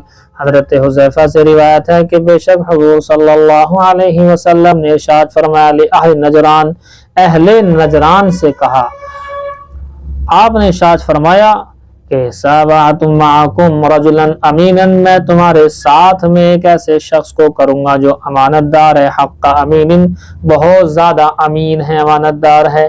وہ لوگ آئے تھے اسی لیے کہ جی ہمارے درمیان میں اختلافات ہیں، ہم چاہ رہے ہیں ایسا کوئی آدمی بھیجے جو بالکل امانت داری سے فیصلہ کر سکے اور ہم لوگ اس پر راضی ہو جائیں. نجران کہاں ہے یہ؟ نجران دیکھیے 2 قول ہیں اس کے بارے میں، حاشی وغیرہ میں آپ کو مل جائیں گے. یمن کی ایک جگہ کا نام ہے. 10 ہجری میں اس کو فتح کر لیا گیا تھا نجران کو. تو یمن کی ایک جگہ کا نام ہے. اور ایک قول یہ کہ حجاز اور شام کے درمیان، حجاز مقدس اور شام، ملک شام کے درمیان میں کوئی جگہ ہے. تو یہ ہے. بہرحال تو اس میں یہ تھا کہ ان میں آپس میں اختلافات بہت تھے، اور وہ یہ چاہ رہے تھے کہ شاید ہمارے ساتھ کوئی ایسا آدمی ہمیں بھیج دیجئے کہ ہمارے فیصلوں کو نپٹائے. بہرحال سب کی حضرت عمر کی خاص طور سے چاہت تھی کہ آج میرا نام آ جائے، چونکہ حضور نے کہہ دیا نا کہ میں امین کو بھیجوں گا. تو یہ لقب، یہ اتنی بڑی بات ہر انسان کی چاہت ہوتی ہے کہ مجھے مل جائے. تو یہ ہے جی. دیکھیے لیکن حضور نے فرمایا کہ یہ میں حق کا امین، بہت زیادہ امانت دار کو تمہارے ساتھ بھیجوں گا. قال، پھر یوں کہتے ہیں راوی کہ فتشرف له الناس، لوگ ایک دوسرے کو دیکھنے لگے، جھانکنے لگے. فبعث ابا عبیدہ بن الجراح، تو بھیجا اللہ کے حبیب صلی اللہ علیہ وسلم نے ان کے ساتھ ابو عبیدہ ابن الجراح رضی اللہ تعالی عنہ کو، ان کو بھیجا کہ آپ جو ہے جائیے. اور پھر اگلی روایت میں صاف صاف لقب بھی ہے. دیکھیے ابھی قال حدثنا علی بن محمد قال حدثنا یحیی بن آدم قال حدثنا اسرائیل عن ابی اسحاق عن صلة بن زفر عن عبداللہ. حضرت عبداللہ سے روایت ہے ان رسول اللہ صلی اللہ علیہ وسلم قال لابی عبیدہ بن الجراح، فرمایا کہ حضور نے ابو عبیدہ بن الجراح سے یوں فرمایا ھذا امین ھذی الامہ، کہ یہ میری اس امت کا امین ہے. امت کا امین، امین کا لقب جو اللہ رب العزت والجلال کی طرف سے اللہ کے حبیب کی زبانی ان کو دیا گیا، یہ بہت بڑا شرف ہے، بہت ہی بڑا ہے شرف۔ بہرحال عشرہ مبشرہ میں سے ہیں، یہ بات رہ گئی تھی آپ کو یاد ہے، عشرہ مبشرہ میں سے بھی ہے، ان کا مقام بہت اونچا ہے۔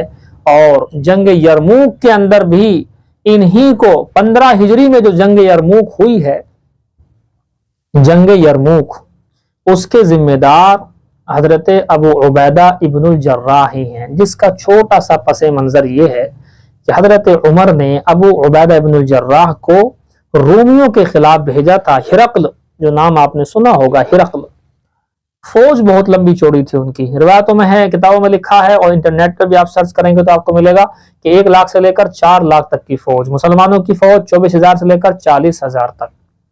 کہتے ہیں جس وقت ابو عبیدہ بن جراح گئے ہیں ادھر جنگ کے لیے، تو بڑا عجیب تھا منظر وہ، کہ خبر لگی 1 لاکھ ہیں وہاں سے، اور مسلمان تھوڑے ہیں ان کے مقابلے میں۔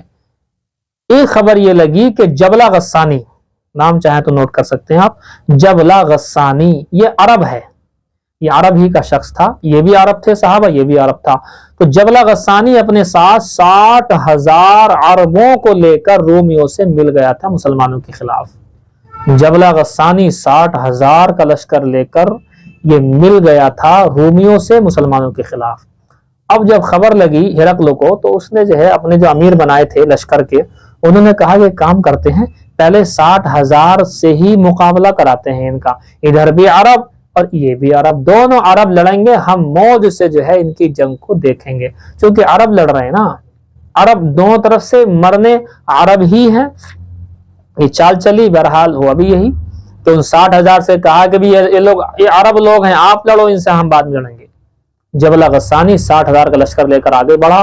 ادھر سے رائے مشورہ ہوا کہ بھی جبلہ غسانی جو کہ عرب ہے، تو وہ 60,000 کا لشکر لے کر کے آ رہا ہے۔ یرموک کے مقام پر یہ جنگ ہوئی ہے، جنگ یرموک اسی لیے کہا جاتا۔ خالد بن ولید کہنے لگے حضرت ایک کام کر لیجئے، مجھے 30 لوگ دے دیجئے، میں ان کو نپٹا کر کے آتا ہوں۔ کتنے؟ 30 لوگ دے دیجئے، only 30%۔ کتنے کے لیے؟ 60,000 کے لیے۔ اب صحابہ دیکھ رہے ہیں کہ حضرت خالد بن ولید نے کیا کہہ دیا۔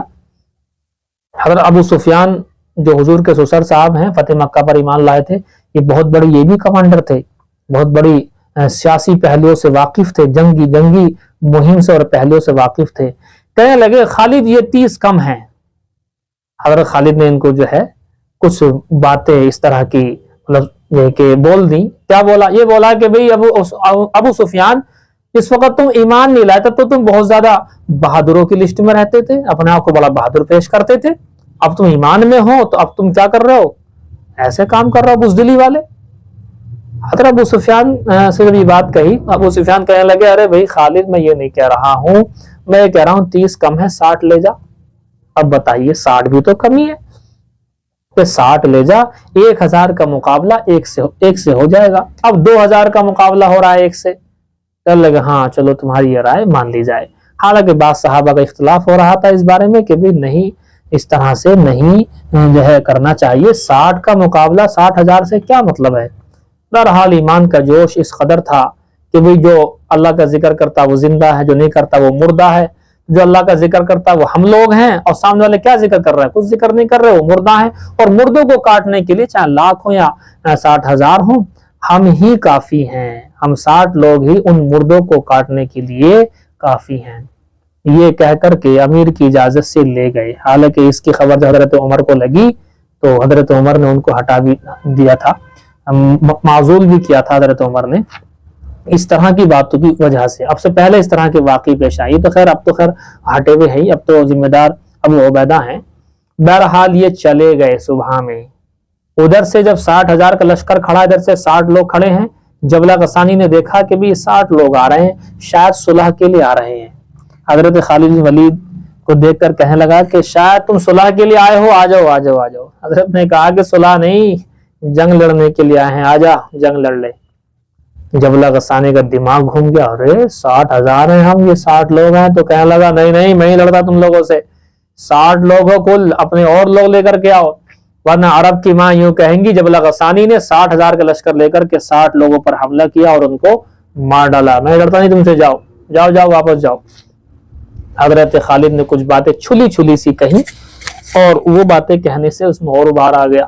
جبلہ غسانی نے آرڈر کر دیا کہ بھئی لڑو انہی سے اب جب یہ ایسی ایسی باتیں کر رہے ہیں.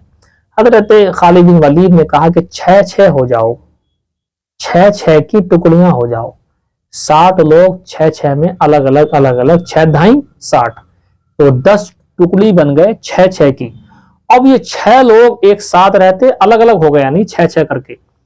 جب 60,000 کا مقابلہ ہوا تو یہ 6 جو کھڑے ہوئے تھے انہوں نے ایسا حملہ کیا کہ پہلے حملے میں 6 کی جو ٹکڑی تھی نا یہ ٹکڑی توڑ نہیں پائی وہ پوری فوج.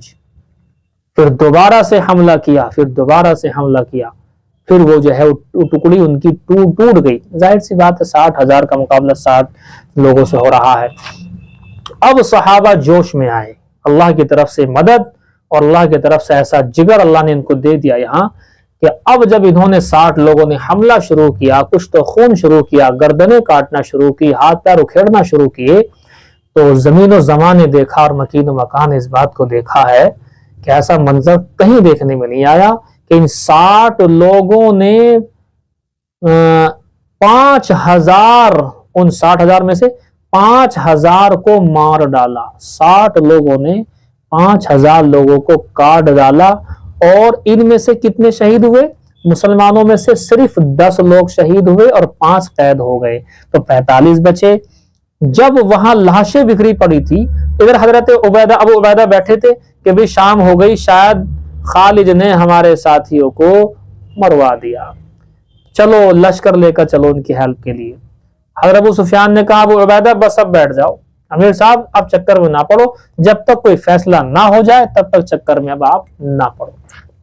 بہرحال رومی بھاگ کھڑے ہوئے، یہی جبلہ غسانی وغیرہ، یہ جو 60,000 تھے 5,000 کے لوگ جب مارے گئے نا یہ دیکھ رہے تھے کہ کیسا منظر ہے بھئی، ہمارے لوگ کیسے گادر مجھے طرح سے کٹ رہے ہیں. یہ لوگ بھاگ کھڑے ہوئے. جب یہ بھاگے تو چند صحابہ ان کے پیچھے انہیں اور کھدیڑنے کے لیے بھاگے، وہ پیچھے پیچھے بھاگ گئے. ادھر جب یہ وہاں سے رفع دفع ہو گئے تو لاشوں کو گنا گیا تو اپنے 10 لوگ ملے اور جو ہے پھر دیکھا کہ بھی 10 لوگ مل رہے ہیں لیکن صحابہ تو غائب ہیں بہت سارے. ابھی کسی نے کہا بھی کہاں ہیں ان کی لاشیں، کہاں ہیں ان کی لاشیں، ڈھونڈ رہے تھے. حضرت خالد کہنے کے مجھے ایسا لگتا ہے کہ شاید یہ آگے دوڑانے کے لیے گئے ہیں، ان کے پیچھے پیچھے گئے ہیں، تعاقب میں گئے ہیں. اور واقعی بات یہی تھی. صحابہ دور سے آتے ہوئے دکھائی دیے، بہت سارے آتے ہوئے دکھائی دے کہ ہم تو ان کو وہاں تک کھدیڑ کر کے آئے ہیں، ایسے بھگائے ہیں ان کو. بہرحال پھر 5 جو ہے قید ہو گئے تھے، جب پیچھے بھاگے تو پھر انہوں نے جو ان کو پکڑ بھی لیا تھا تو 5 قید ہوئے ہیں، 10 شہید ہوئے ہیں، 45 پھر بھی بچ گئے. 60,000 سے 60 لوگوں کا مقابلہ ہوا. اس طریقے سے جنگ یرموک مسلمانوں نے فتح کی ہے. یہ جنگ 5 دن تک چلی ہے. یہ پہلا دن تھا جس میں عرب کا عرب سے مقابلہ ہوا تھا. حضرت خالد بن ولید کی قیادت میں یہ جماعت گئی تھی 60 لوگوں کی. آپ چاہیں تو اس جنگ کی تاریخ نوٹ کر لیں، چونکہ یہ تاریخ اتنی ہم لوگوں کے لیے یہ تاریخ ایسی ہے کہ یاد کرنا آسان ہے. 15 اگست جی جنگ یرموک جو ہوئی ہے وہ 15 اگست کو ہوئی ہے، 636 عیسوی 15 اگست. 5 دن چلی ہے. اس کا مطلب 20 اگست 636 میں مسلمانوں نے لاکھوں کی فوجوں کو ہرا کر کے پورا ملک شام اپنے قبضے میں کر لیا اور ہرقل وہاں سے بھاگ گیا اور قسطنطنیہ استنبول جو ہے اس ٹائم ترکی میں بھاگ کر کے وہاں پہنچ گیا اور ملک شام کو چھوڑ گیا. تو یہ بہرحال آپ نوٹ کر سکتے ہیں. 15 ہجری آپ نوٹ کر لیں ہجرت کے اعتبار سے، اور یہ جو ہے تاریخ یہ والی 15 اگست سے لے کر 20 اگست 5 دن چونکہ جنگ ہوئی ہے. تو حضرت خالد والی جنگ جو ہے یہ آپ کو میں نے بیان کی یرموک والی، یہ جو ہے آپ کو 15 اگست ہے اس کی ڈیٹ، 636 عیسوی. چاہیں تو اسے آپ نوٹ کر سکتے ہیں، یاد رہے گا آپ کو یہ. تو یہ ہے جی حضرت ابو عبیدہ بن جراح کہ حضرت خالد بن ولید کے بھی امیر تھے. تو انہی کی قیادت میں اتنی بڑی جنگ ہوئی ہے، رومیوں سے لاکھوں لوگوں سے جنگ ہوئی ہے. اور پھر لاسٹ میں بھی جب آخر ہوا ہے نا تو صحابہ کی شہادت کی تعداد اونلی 4,000 4,000 لوگ صرف شہید ہوئے تھے مسلمانوں کے، اور کافروں کے مختلف روایتیں جوڑ کر کے ملتا ہے کہ 70,000 سے لے کر 1,20,000 لوگ جو ہے ان لوگوں کے مارے گئے تھے. اور بعض جگہ لکھا ہم نے پڑھا کہ 45% کفار کی قوم کے 45% لوگ اس جنگ یرموک کے اندر مار دیے گئے تھے۔ تو یہ لگا لیجیے آپ کتنی بڑی جنگ ہے اور کتنی بڑی تعداد کے اندر جو ہے مومنوں نے اس جنگ کو جیتا ہے، اور کتنی بڑی تعداد میں کافروں کو جہنم واصل کیا ہے۔ یہ ہیں ابو عبیدہ ابن الجراح رضی اللہ تعالی عنہ، یہ ہیں جی۔ سمجھ میں آ گئے؟ بس کریں جی، نام نوٹ کر لیا آپ نے سارے؟ جی نام بھی نوٹ کر لیجیے ساری چیزیں، والد صاحب کا نام جی 12 ایک اوقیہ 40 درہم کا ہے، اس اعتبار سے کتنا ہو گیا 40 درہم، یعنی 80 درہم تو ہو گئے دو اوقیہ، اور 400 وہ ہو گئے، تو 480 درہم ایک قول کے مطابق 12.5 اوقیہ تھا، مہر فاطمی کی مقدار ہے۔ ایک قول کے مطابق 12.5 اوقیہ، تو 12.5 ہو گئے تو 500 درہم ہو گئے، اور اگر اس کو آپ رکھیں گے 12 اوقیہ تو بنے گا 480 درہم۔ تو آپ 500 والا قول لے لیجئے۔ اب سنیں آپ، 1.5 کلو 4 تولے، 1.5 کلو 4 تولے چاندی، یہ ہے جی 12.5 اوقیہ کا حساب۔ آج کی دور میں لیٹسٹ 1534 1540 مان لیں آپ، 1.5 کلو تو ہو گیا 1500، اور یہ جو ہے آپ کے 4 تولے اور ہیں اوپر 10 گرام کے حساب سے، تو 40 گرام یہ ہو گیا، تو 1540 ہلکا سا کم ہے، ذرا سا کم ہے جی، ہلکا سا کم ہے ذرا سا، تو اس لیے 1540 کا مطلب یہ ہے کہ 1.5 کلو 4 تولے یہ چاندی بنے گی، مہر فاطمی اسی کو کہتے ہیں، آپ کا سوال ہے اس کو ہی مہر فاطمی کہتے ہیں۔ 12 اوقیہ 480 درہم، 12.5 اوقیہ 500 درہم، آج کے لیٹسٹ مقدار کے اعتبار سے 1.5 کلو 4 تولے، اور گراموں کے اعتبار سے 1540 آپ مان لیں گرام، 1540 گرام، تو 40 گرام ہے نہیں، کچھ کم ہے، کچھ گرام کم ہے، بہرحال لگ بھگ میں نے آپ سے بیان کیا ہے۔ یہ سمجھ میں آ گیا؟ اب پیسوں کا حساب یہ ہے کہ مان لیجئے ریٹ کے اوپر ڈیپینڈ کرتا ہے۔ چاندی کی ریٹ آپ مجھے بتاؤ تو میں آپ کو ابھی جوڑ کے بتا دیتا ہوں، چاندی کے ریٹ گھٹتے بڑھتے رہتے ہیں۔ 550، اب 154 تولے بیٹھا، تولے میں لوگے تو 154 تولے، تو اس کو گنا کر دیجئے آپ 550 سے، یہ بیٹھا آپ کا 84,700، 84,700 روپے 550 کے ریٹ سے، اور اگر کل کو ریٹ 600 ہو گئے تو 92,400، کل کو ریٹ پھر 700 ہو گئے تو 1,07,800، ایسے گھٹیں گے بڑھیں گے، اور اگر کچھ دن کے بعد 300 کے ریٹ ہو گئے مثال کے طور پر تو 46,000۔ یہ تو ریٹ کے اوپر ڈیپینڈ ہے، آپ کو صرف ایک کام کرنا ہے، 154 کو یاد رکھیں آپ، 154 تولے، اس کو یاد رکھیں، مین پوائنٹ یہ ہے۔ اب جب بھی تمہیں حساب لگانا ہو میرے فاطمی کا، فوراً اسے گنا کر دیں 154 سے، جو آنسر آئے گا وہ آپ کا جواب ہوگا، سمجھ گئے؟ میرے فاطمی نکالنے کا یہی ایک طریقہ ہے، 154 لکھو اور اس کے بعد جو ریٹ ہو اس سے گنا کر دو، آپ ضرب جسے کہتے ہیں گنا، تو وہ کر دیجئے، انشاءاللہ آپ کا جواب آپ کے سامنے ہوگا، سمجھ گئے؟ ہاں جی، اور کوئی سوال؟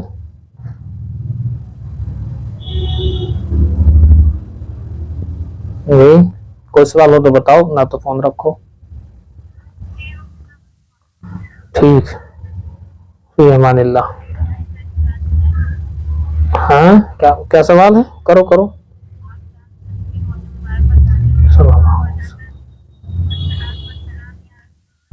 علیک یا رسول اللہ، صلاۃ و سلام علیک یا رسول اللہ، اس لیے کہتے ہیں کہ حضور وہاں موجود ہیں، اور یہ جملہ جو ہے الصلاۃ والسلام علیک، درود و سلام ہو آپ پر اے اللہ کے رسول، چونکہ اے اللہ کے رسول سامنے ہے نا، وہاں وہ موجود ہیں جہاں پر، تو وہاں یا رسول اللہ اور لفظ علیک حاضر کے صیغے استعمال کر سکتے، بلکہ وہی تو بولنا ہے، یہ جملہ وہی تو ایک جگہ ایسی ہے جہاں پر اس لفظ کو ہمیں بولنا ہوتا ہے الصلاۃ والسلام علیک یا رسول اللہ، الصلاۃ والسلام علیک یا ابا بکر، الصلاۃ والسلام علیک یا عمر، یہ لکھے ہوئے وہاں پر، یا آپ جائیں گے نا تو ابھی جو ہے اوپر باقاعدہ لکھے ہوئے ہیں وہاں پر، تو اس طریقے سے حضور کو کہہ سکتے ہیں، یہاں سے نہیں کہنے کہ جیسے ہمارے بریلوی حضرات بھی یہاں سے بھی کہہ دیتے ہیں، تو یہاں سے اس لیے نہیں کہ وہ مانتے ہیں حضور کو ہر جگہ حاضر و ناظر، جیسے اللہ ہر جگہ ہے ایسے حضور بھی ہر جگہ ہے، یہ ان کا عقیدہ ہے، نعوذ باللہ غلط عقیدہ ہے، ہمارا عقیدہ ایسا نہیں ہے، حضور جہاں ہیں وہاں تو آپ حاضر ہیں باقاعدہ، اور وہاں آپ اس طرح کا جملہ استعمال کر سکتے، یہاں آپ غائب ہیں یہاں حاضر نہیں ہیں آپ، تو یہاں اس طرح کا جملہ استعمال نہیں کرنا چاہیے۔ وہ الگ بات ہے کہ کوئی آدمی دل میں حضور کو رکھے، دل سے جو ہے اندر سے وہ حضور سے بات چیت کر رہا، یہ ایک ویسی بات ہے گہری، دل میں حضور کو رکھ کر کہہ رہا اے اللہ کے رسول، تو دل میں رکھ کر کے کہہ رہا تو گویا کہ دل میں حضور حاضر ہیں، وہ الگ پوائنٹ ہے ایک، لیکن یہ نہیں ہے کہ صاحب جیسے ہر جگہ حضور اللہ کی طرح سے حاضر و ناظر ہوں، اس طرح سے نہیں ہے، یہ ہے جی ٹھیک ہے۔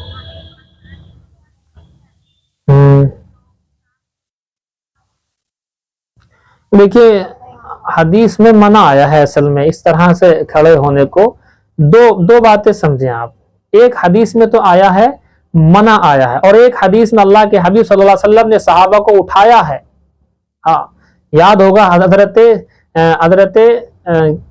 جو ہے سعد بن معاذ، حضرت سعد بن معاذ کے بارے میں حضور نے فرمایا تھا کہ اپنے سردار کے لیے اٹھو بھائی اٹھو، انہیں پکڑو، اپنے سردار کے لیے اٹھو، تو اس حدیث کے تحت میں یہ مطلب میں لکھا ہوا ہے کہ جس کا گھمنڈ بڑھتا ہو، جو تکبر والا ہو، آپ کے کھڑے ہونے سے اس کا تکبر بڑھے گا، وہاں کھڑے نہ ہو، لیکن جہاں ایسا کوئی معاملہ نہیں ہے، گھمنڈ تکبر والی بات نہیں، صرف عزت اور احترام کی بات ہے، وہاں آپ کھڑے ہو سکتے ہیں، دونوں روایتوں کو ملا کر کے یہ مطلب بیان کیا گیا، یہ مطلب نہیں ہے کہ وہ روایت آگے نہیں کھڑا ہونا ہے، تو یہ نہیں ہے، وہ دونوں روایتوں کو ملایا جائے گا، اس کا مطلب بتایا جائے، گھمنڈ اور تکبر والے سے ہم نہیں کھڑے ہوں گے اس کے لیے، اس کا گھمنڈ بڑھے گا، اور جہاں ایسا کچھ نہیں ہے، صرف عزت ادب ہے اور احترام ہے، تو وہاں کھڑے ہونے میں کوئی دقت والی بات نہیں ہے، یہ ہے پورا جواب اس کا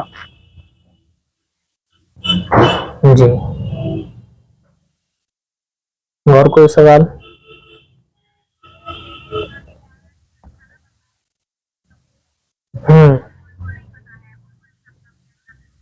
تو آپ نہ کھڑے ہوں، ظاہر سی بات ہے، استاذ کے لیے کھڑے ہونے میں تکبر والی تو کوئی بات ہے نہیں، اصل میں ہمیں نہیں لگتا، استاد کا تو ایک ادب لحاظ سے انسان کھڑے ہوتا ہے کیونکہ اس سے پڑھا لکھا ہے، اور باقی باہر والوں کی بات یہی ہے، نیتا جو آتا ہے کوئی، تو نیتا میں تو گھمنڈ تکبر کوٹ کر کے بھرا ہوا ہوتا ہے، تو وہ تو چاہتا ہے کہ اگر کوئی کھڑا نہیں ہوتا نا، دیکھو اس کی پہچان ہے، گھمنڈ تکبر کی پہچان ہے، اگر آپ کھڑے نہیں ہوئے تو اس کو برا نہ لگے، اس کا مطلب یہ کوئی گھمنڈ تکبر نہیں ہے اس کے اندر، لیکن وہ مان رہا ہے برا، آپ کھڑے نہیں ہوئے، نیتا لوگ اس طرح سے تو کرتے ہیں، اگر کھڑے نہیں ہونے کے تو وہ بہت برا مانتے ہیں، اس کا مطلب گھمنڈ تکبر ہے اس کے اندر، اس کے لیے نہیں ہونا کھڑا، یہ آپ سمجھ لیجئے، یہ وہ الگ بات ہے کہ کسی کے عزت احترام میں ہم وہاں سے ہٹ، مان لیجیے کوئی جینس آیا نامحرم ہے تو وہاں سے اٹھ کر کے وہاں جائیں گے کہیں باہر کو تو کھڑے ہو جائیں گے، تو الگ چیز ہے، غیر محرم سے بچنا اور اس طرح ہٹنا وہ الگ مسئلہ ہے،